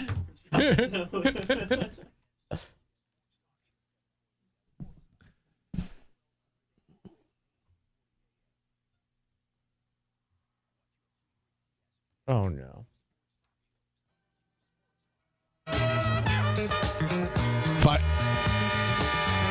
I was going to say 5-second violation. Turnover. I accidentally deleted the song I wanted to play here, but you were going to try to no go. You were going to try to pass that off as that you still have the no hitter intact, but 5-second violation. Turnover.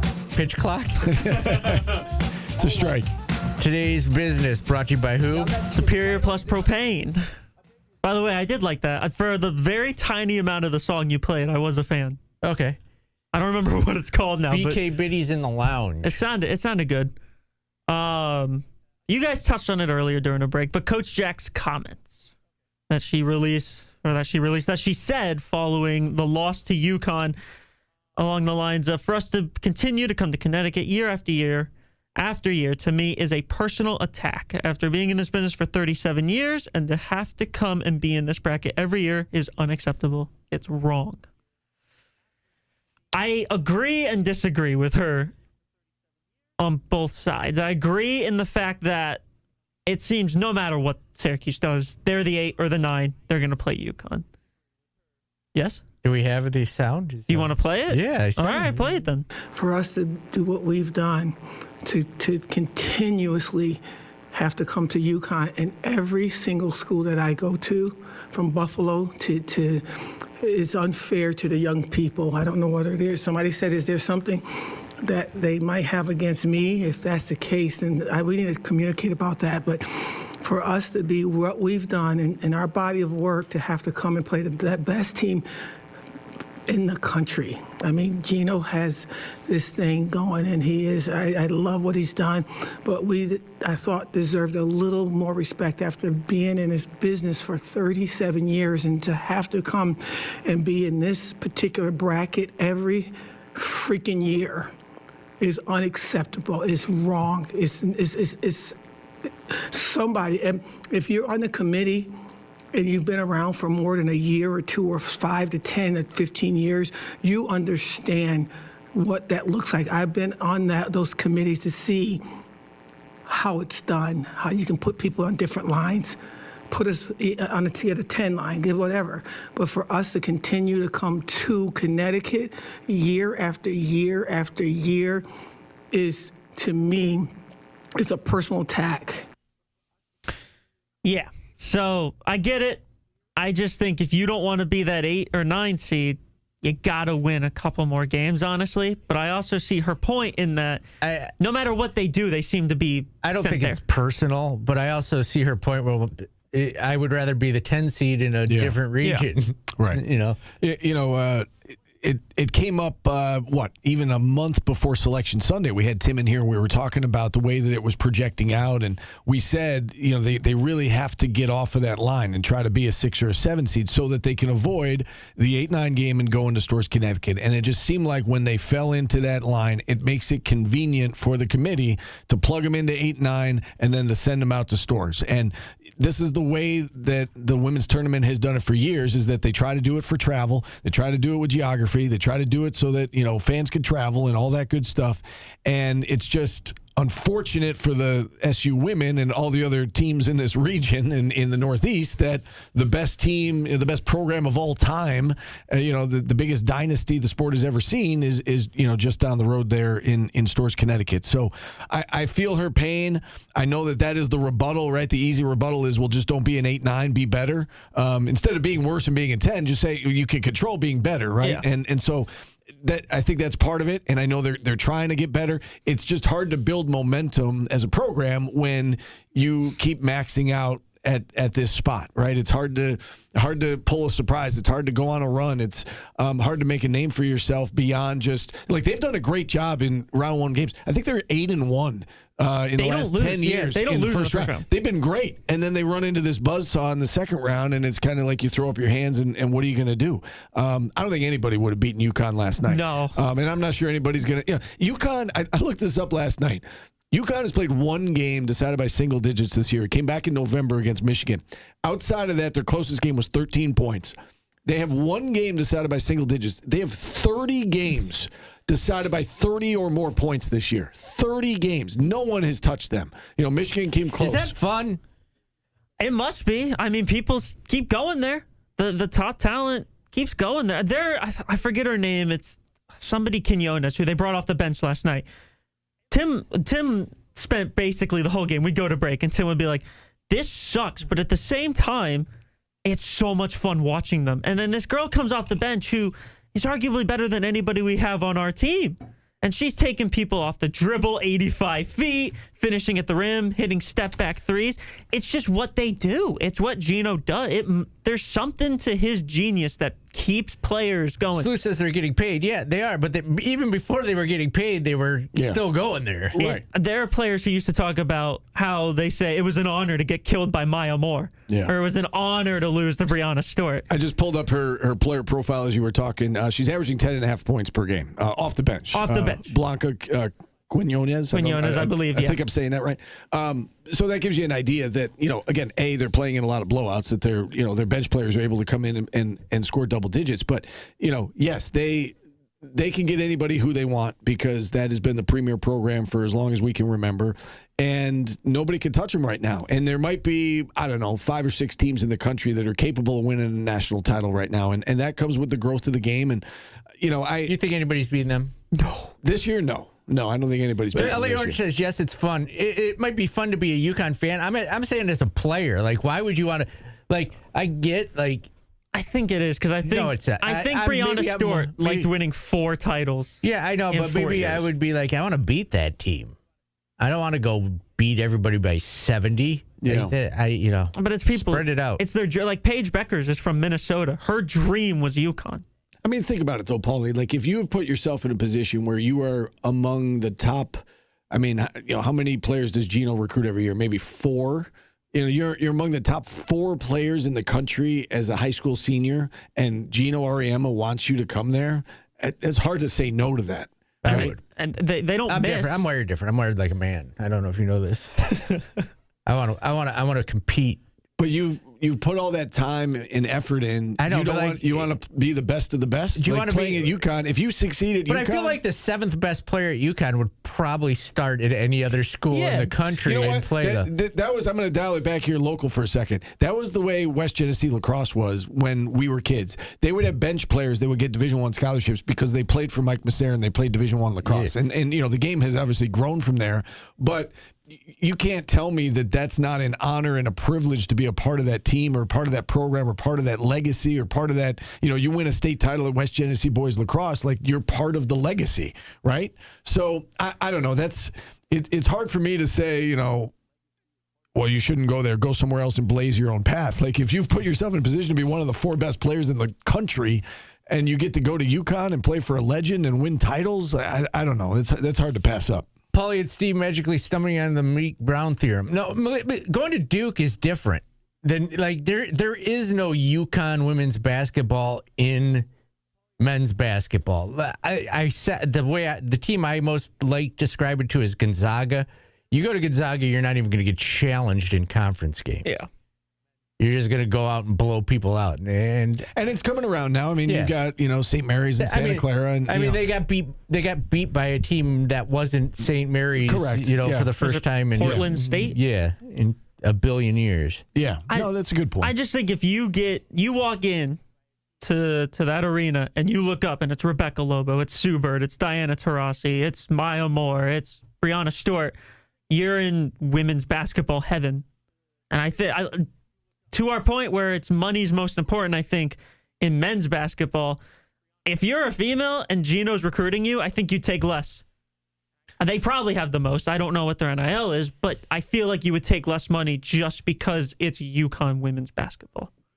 Yeah, I mean, because it wouldn't be much less. I would imagine you would do that as well, and you'd want to go be a part of greatness. Like, who doesn't want to be a part of greatness? I also feel like I've always said this: if I was good enough to play college football, I've loved Notre Dame my whole life. If Alabama offered me, I'd probably go to Alabama, depending on what position I play. I just would. Yeah. If you're a receiver, I'm going there.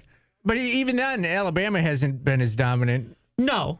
it's evening out. Women's basketball has a hierarchy that is uncatchable, I think, at this moment. Do you think when Gino retires, it'll be like Alabama now, right? Saban left, and they've kind of teetered a little. Do you think that could be UConn? Yeah, there's going to be some drop. That's what I mean. Has to be. If Saban's recruiting you, I feel like you're going there. If Gino's recruiting you, I feel like you're going there. There's got to be some drop off. He built that into what it is, but I mean, there's a reason that he is, as successful as he's been. Not everybody's wired like that. I mean, he's obviously a great coach.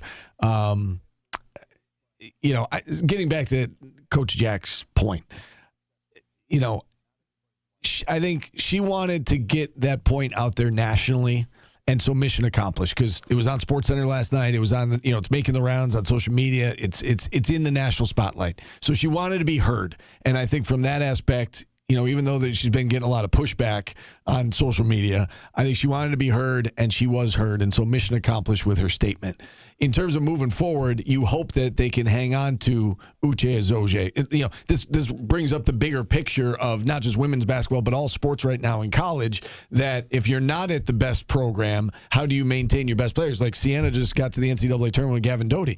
Everybody's talking like he's going Power 4. He's probably coming to Syracuse, and it's unfortunate for them. How does Syracuse become a place from a women's basketball perspective where you can come and like an Alyssa Latham stays or an Uche Azoje stays, and they can pay her enough to kind of build this thing up, because they've won enough 3 of these 4 years. Like last year wasn't a good year. They had a great bounce back year. How do they continue this momentum to try and close the gap? The other thing you have to worry about too is like they have enough money to keep her, but you have enough money to build around her. So there's a huge decision to be made there. That's a good point. I mean, she's that good that you do everything. I mean, Ariema said it's the best player they face this year. Yeah. Which I feel like he didn't just say that to be nice. He doesn't do things that to be nice. No, he doesn't do that. And like him and Coach Jack have a great amount of respect for each other. Yeah. And you could tell, I think that's kind of why the second half was a tie ultimately, because I think he was like, all right, guys, come on. Like, let's maybe, I don't want to say he said lay off the gas, but it seemed like that first half, I don't think UConn dribbled the ball. It seemed like it was just pass after pass after cut after pass after cut. So layup. I was doing the sports on News Channel 9 yesterday at 6, and the game just went to the end of the first quarter, and I said it's a 25-point game, and we were chit-chatting on the back end of the show, and I said, if you do the math there, Jeff, they're on pace to lose by 100. I said, of course that's not going to happen. And then it gets to half and it's 53.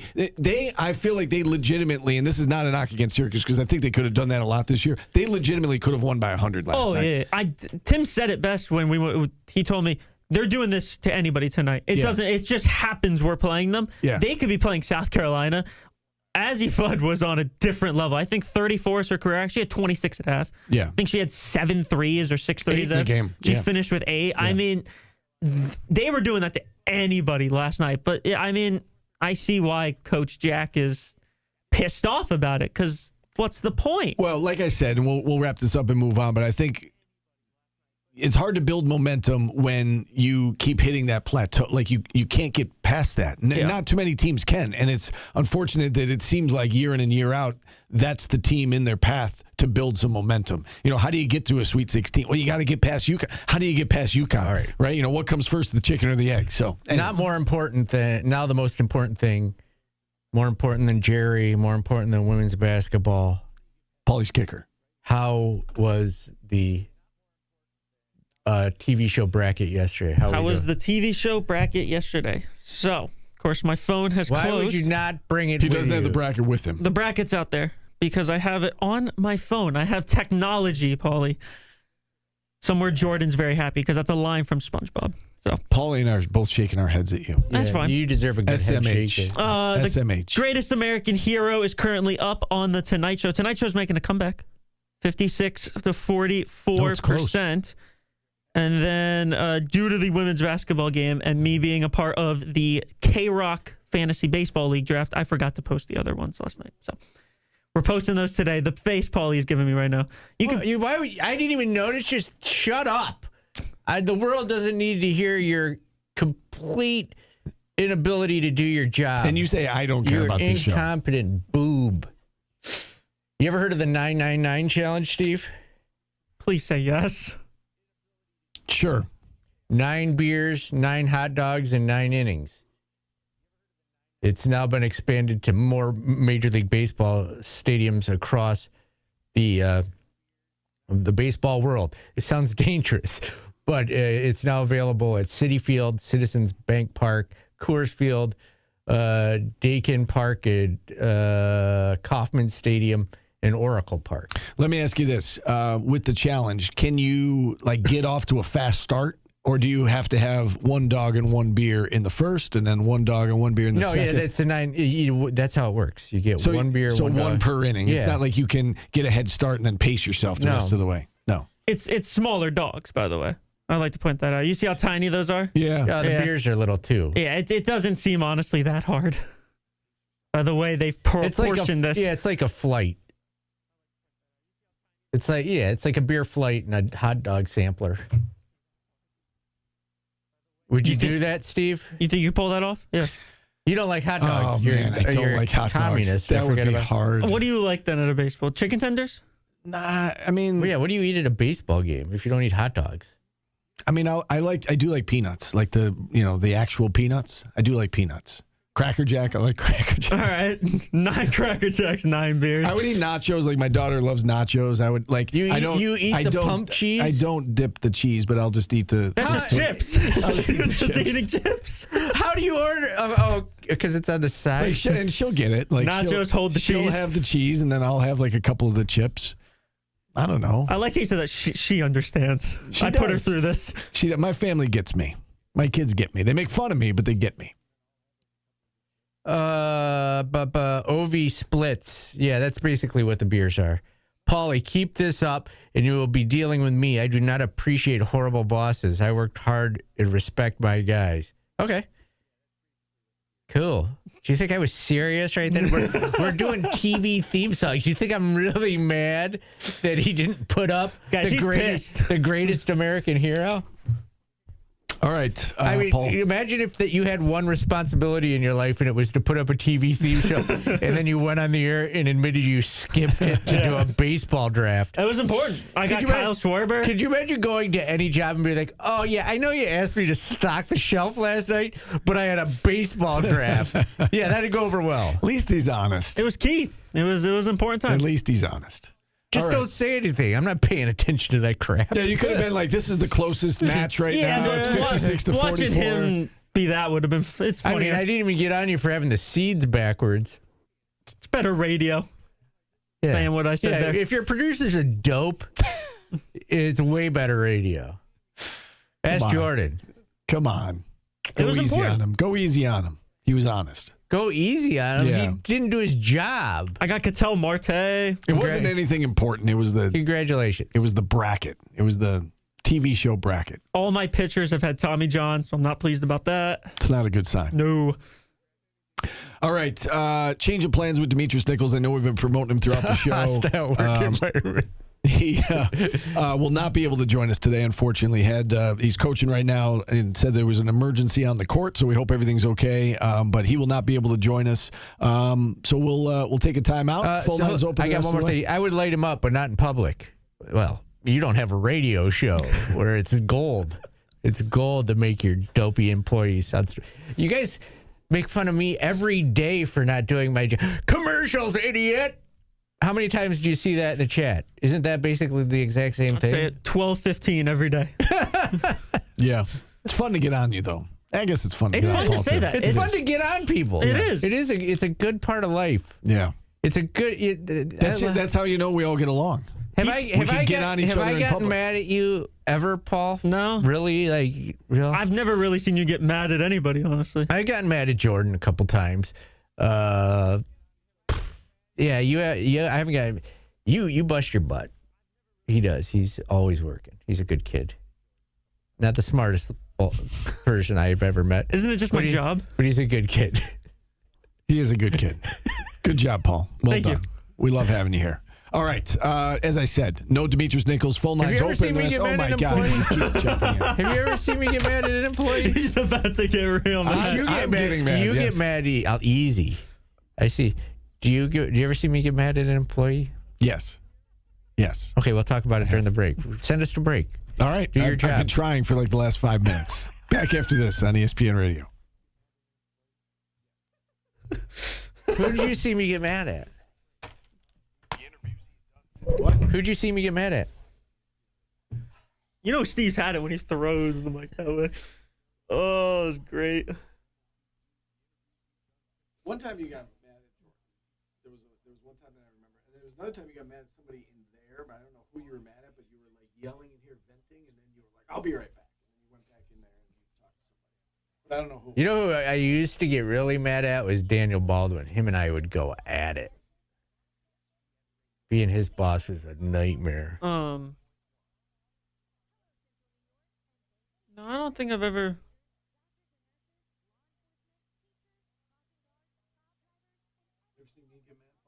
No, I don't think Yeah, you were both Pauls, part no. of our award submission was you yelling at the listeners. Oh, at the chat. At the chat. It's not actually you yelling at the chat. It's me pointing out that you were yelling at the chat, and then you gaslighting everybody that That you still is weren't. one of the best clips ever, by the way. What? You were like, yeah, see, you're gaslighting.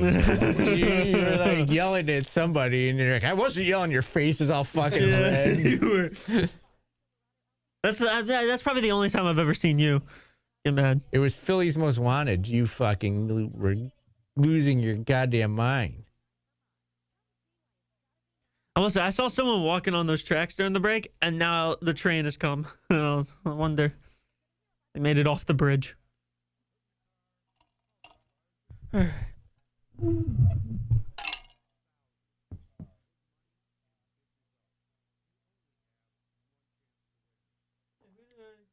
No, we're talking about the time you and Steve got in the argument. We've worked through it. We worked through it. It struck a nerve with me, and I think Philly understands. It struck a nerve with me about that he was. Don't act like it didn't happen. Well, okay, but it wasn't like we didn't yell at each other. It was like a disagreement. Dude, you were fired. So hold on. I was fired up. If you get mad at your kids, what's yelling then? Oh, I yell at my kids. Yeah, I'm calling CPS. It was big though. I got the one time the maddest I got at Jordan was after a show because he was it the N-word? He forgot to edit. That was yeah. I remember that. Where he gave his like goodbye speech to everybody. He thought he was getting fired. It's been fun. Yeah, I haven't done that yet. Let's see. I mean, Steve, what do you think? That's a decent team. Yeah, right? I don't. Jordan's saying Paulie's big on the hey, can you come into my office and have a calm discussion? Yeah, I have never called you into my office. No. I don't know who that guy is. He plays for the Washington Nationals. Dalen Lyle. He's the best rookie the last 2 months of the year. Is he? Okay. I bet big on him this year. Yeah. Look, Paulie, I'm trying to take down K-Rock, okay?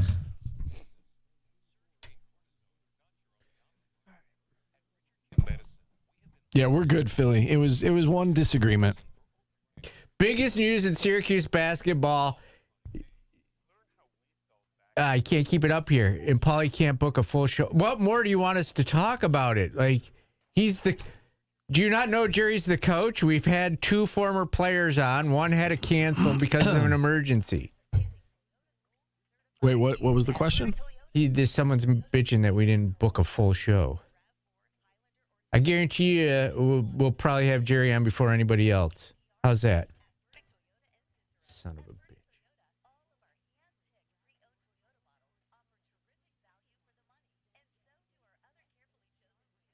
I do have a couch in my office if any of you'd like to come sit on it and get lectured by me condescendingly.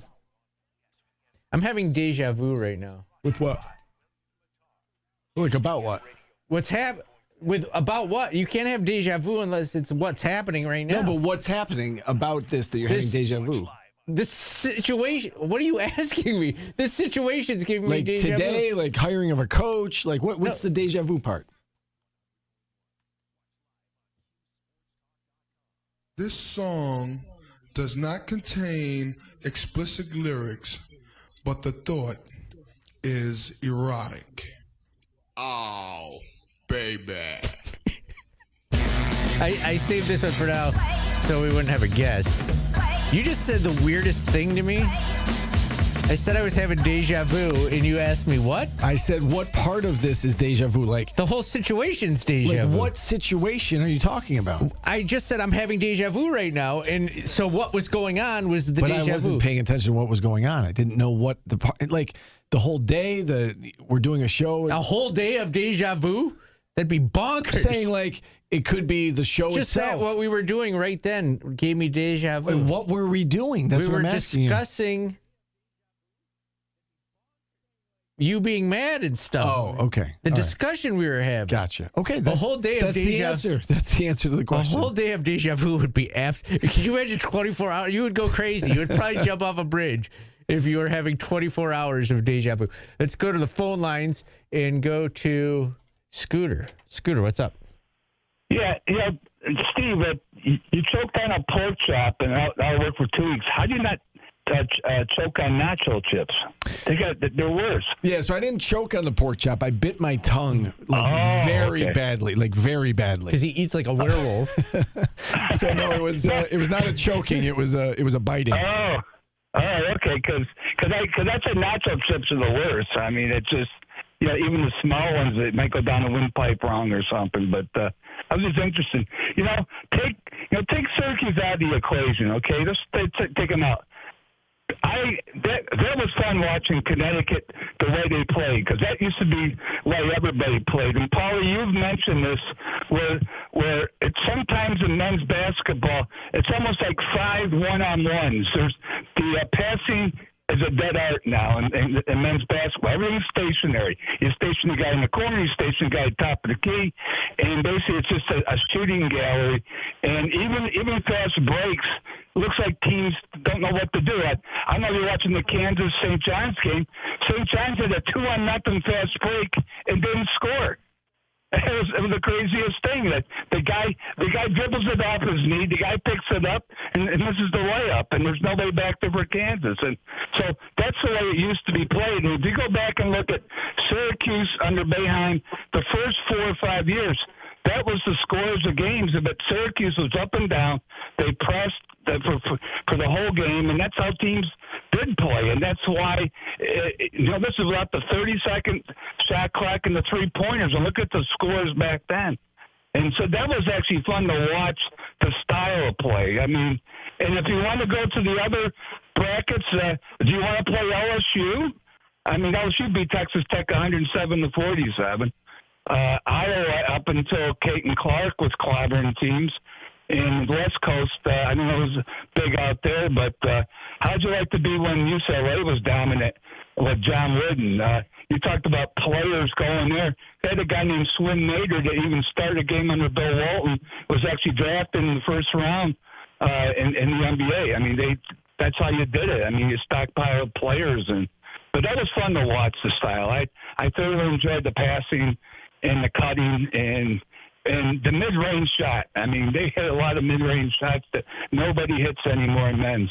Yeah. Yeah, and to your point, I mean, there are, a handful of teams, Paulie, in the country that are on a different level. And I think South Carolina's one of them. They played last night.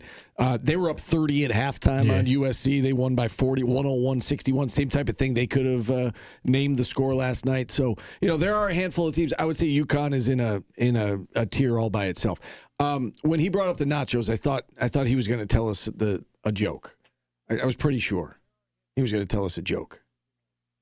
It's nacho time. What do you call cheese that isn't yours? Nachos. Nacho cheese. Dave in Stonington, save us. Dave, how are you? I'll try and save you, but I bit my tongue on pickle chips. Oh. And my girlfriend looked at me and she said, you're 61 years old and you've been eating your whole life. Yeah. And you're biting your tongue. Did you bite it bad enough that you bled? Yes. Jeez, what are you guys doing? I can relate. Settle down. I can relate to that. Food is good, but it's not that good. It was good. I'll tell you something. It took about 10 days for it to clear up. Yeah. I was in pain. I literally almost had to feel take your myself pain. to the emergency room. Yes. I feel your pain. I'm calling you guys today. Usually I talk about Syracuse Syracuse men. I'd like to talk about the Syracuse women. Watched the game last night, and I knew 5 minutes in it was going to be a blowout. But I don't know if you guys caught the post game. Yeah. She's got a point there. It's personal. 3 times they played Yukon at Stores. You know, I got nothing against it. You know, Syracuse men used to play the first 2 rounds at home back in the 80s. In the 87 team, they played the first 2 rounds in Syracuse. They only do this to get, and I was talking about Gerry Mack putting fannies in the seats yesterday. It's just to get the fannies in the seats at these venues. If they send Yukon out to Columbus, Ohio, they're not going to pull a full house out there. They played the Big East tournament at Mohegan Sun, and the draw was like maybe they can get 10,000 in there. They put maybe 6,500 in there to see Yukon. Yeah. I mean, they had a full house there last night, but Syracuse women deserve better. They had a great year. Coach Jack does a phenomenal job with them, especially coming off of a season like they did last year to get them to where they are this year. But to put them at Stores every year, I don't know why they're doing this. 3 times now, it's like not fair. I know that they played Yukon years ago in the finals and got Yukon handed it to them back then.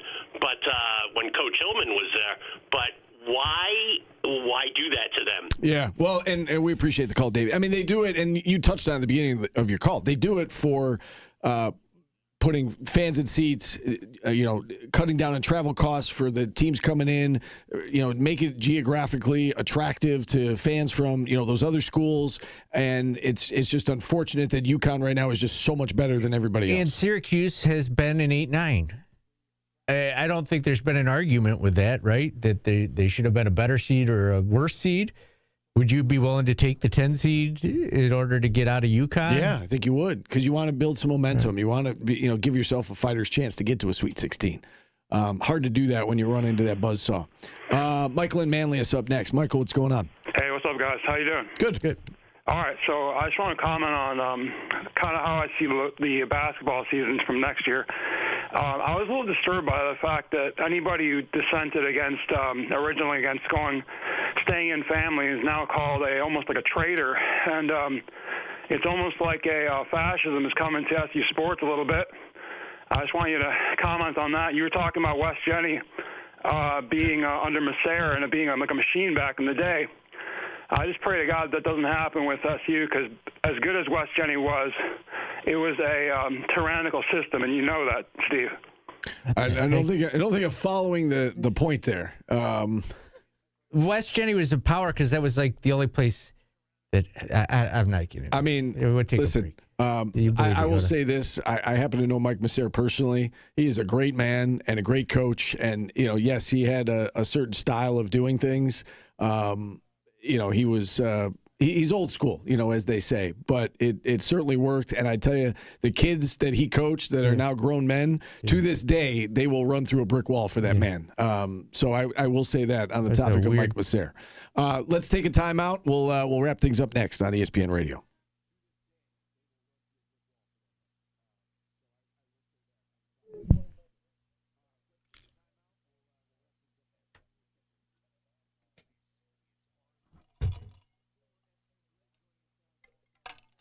The lacrosse fascism of West Jenny, Steve. I didn't have that on my bingo card today on the day Jerry got hired.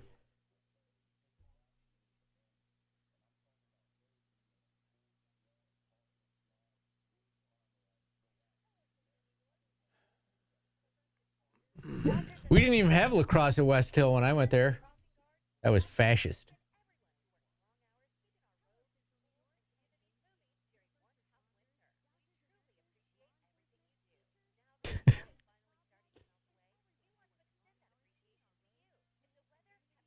I think I've had enough of him. He's banned from the show. He got weird on, I'm going to be a tyrannical fascist. He got weird on the coach's show at the end, too. Did he? Yeah. What way? saying weird stuff like that. Really? Yeah. Saying it was not democratic, and we got weird.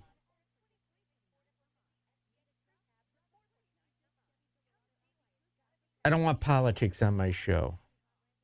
It's too smart for me.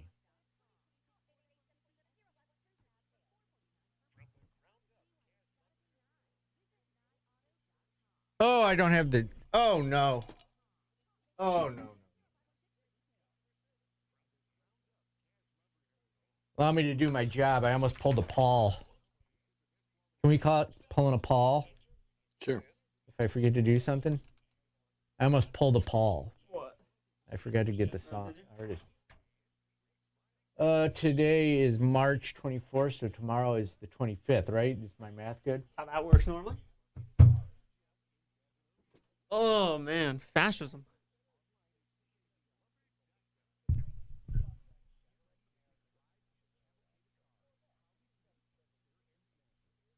hate this pen and like it at the same time.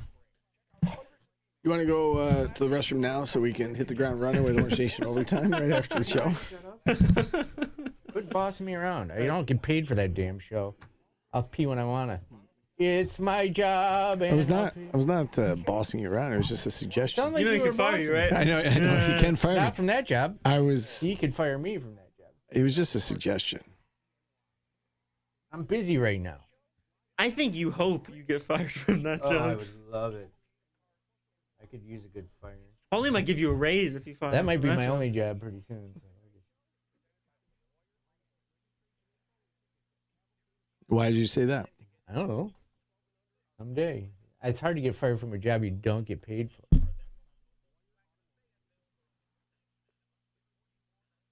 Did you ever think you'd be friends with someone like Paulie? A good human? I like Paulie. I'm a good person. Who doesn't like me besides the chat? I like Paulie because he can take a joke. Paulie reminds me. Don't take this the wrong way, because Uh-oh. If you say that, I'm gonna, it definitely ain't good. No, it is good. My mom's brother, so my uncle, his name's Tom.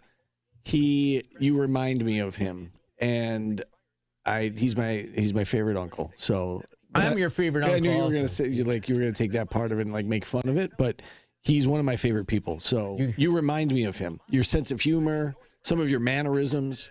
Your uncle sounds like a great man. Yeah.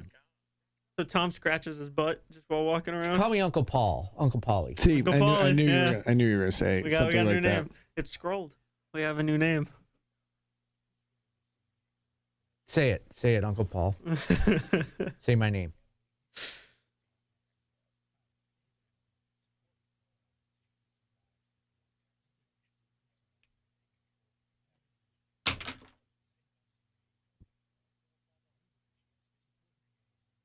Apologize to what kid?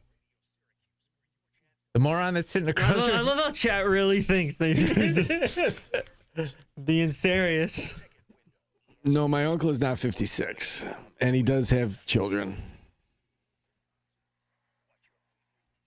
What? I'm a sheep. Yeah. Oh. Me, myself, and I. Their biggest hit, Steve, on the Billboard charts. They're known for this. Yes. They had many hits on the R&B charts, but this one was their highest Billboard Hot 100, which you would rather It's not be. the same argument from yesterday, but It is the exact same argument. So I really wasn't. Yesterday, while you guys were yelling at each other about that, I was cutting up a clip. So what was the argument? That it's the ones he played were the ones that had the most success in the Billboard charts, but they were not George Strait's most popular songs. Because I played the song. And again, if you that go, literally means they were their but most if you popular. go by like streaming numbers, like the ones that he's known for are, have higher streaming numbers and whatnot, and they were earlier in his career. I'm just saying, like when you think of George Strait, there's certain songs that come to mind, none of which he played yesterday. Anyway, choices for tomorrow. There's a lot. Aretha Franklin, Mariah Carey, Guns N' Roses, America. Steve seems like an America fan. Riding through the desert on a horse with no name. I can see you driving through your car by yourself listening to Sister Golden Hair.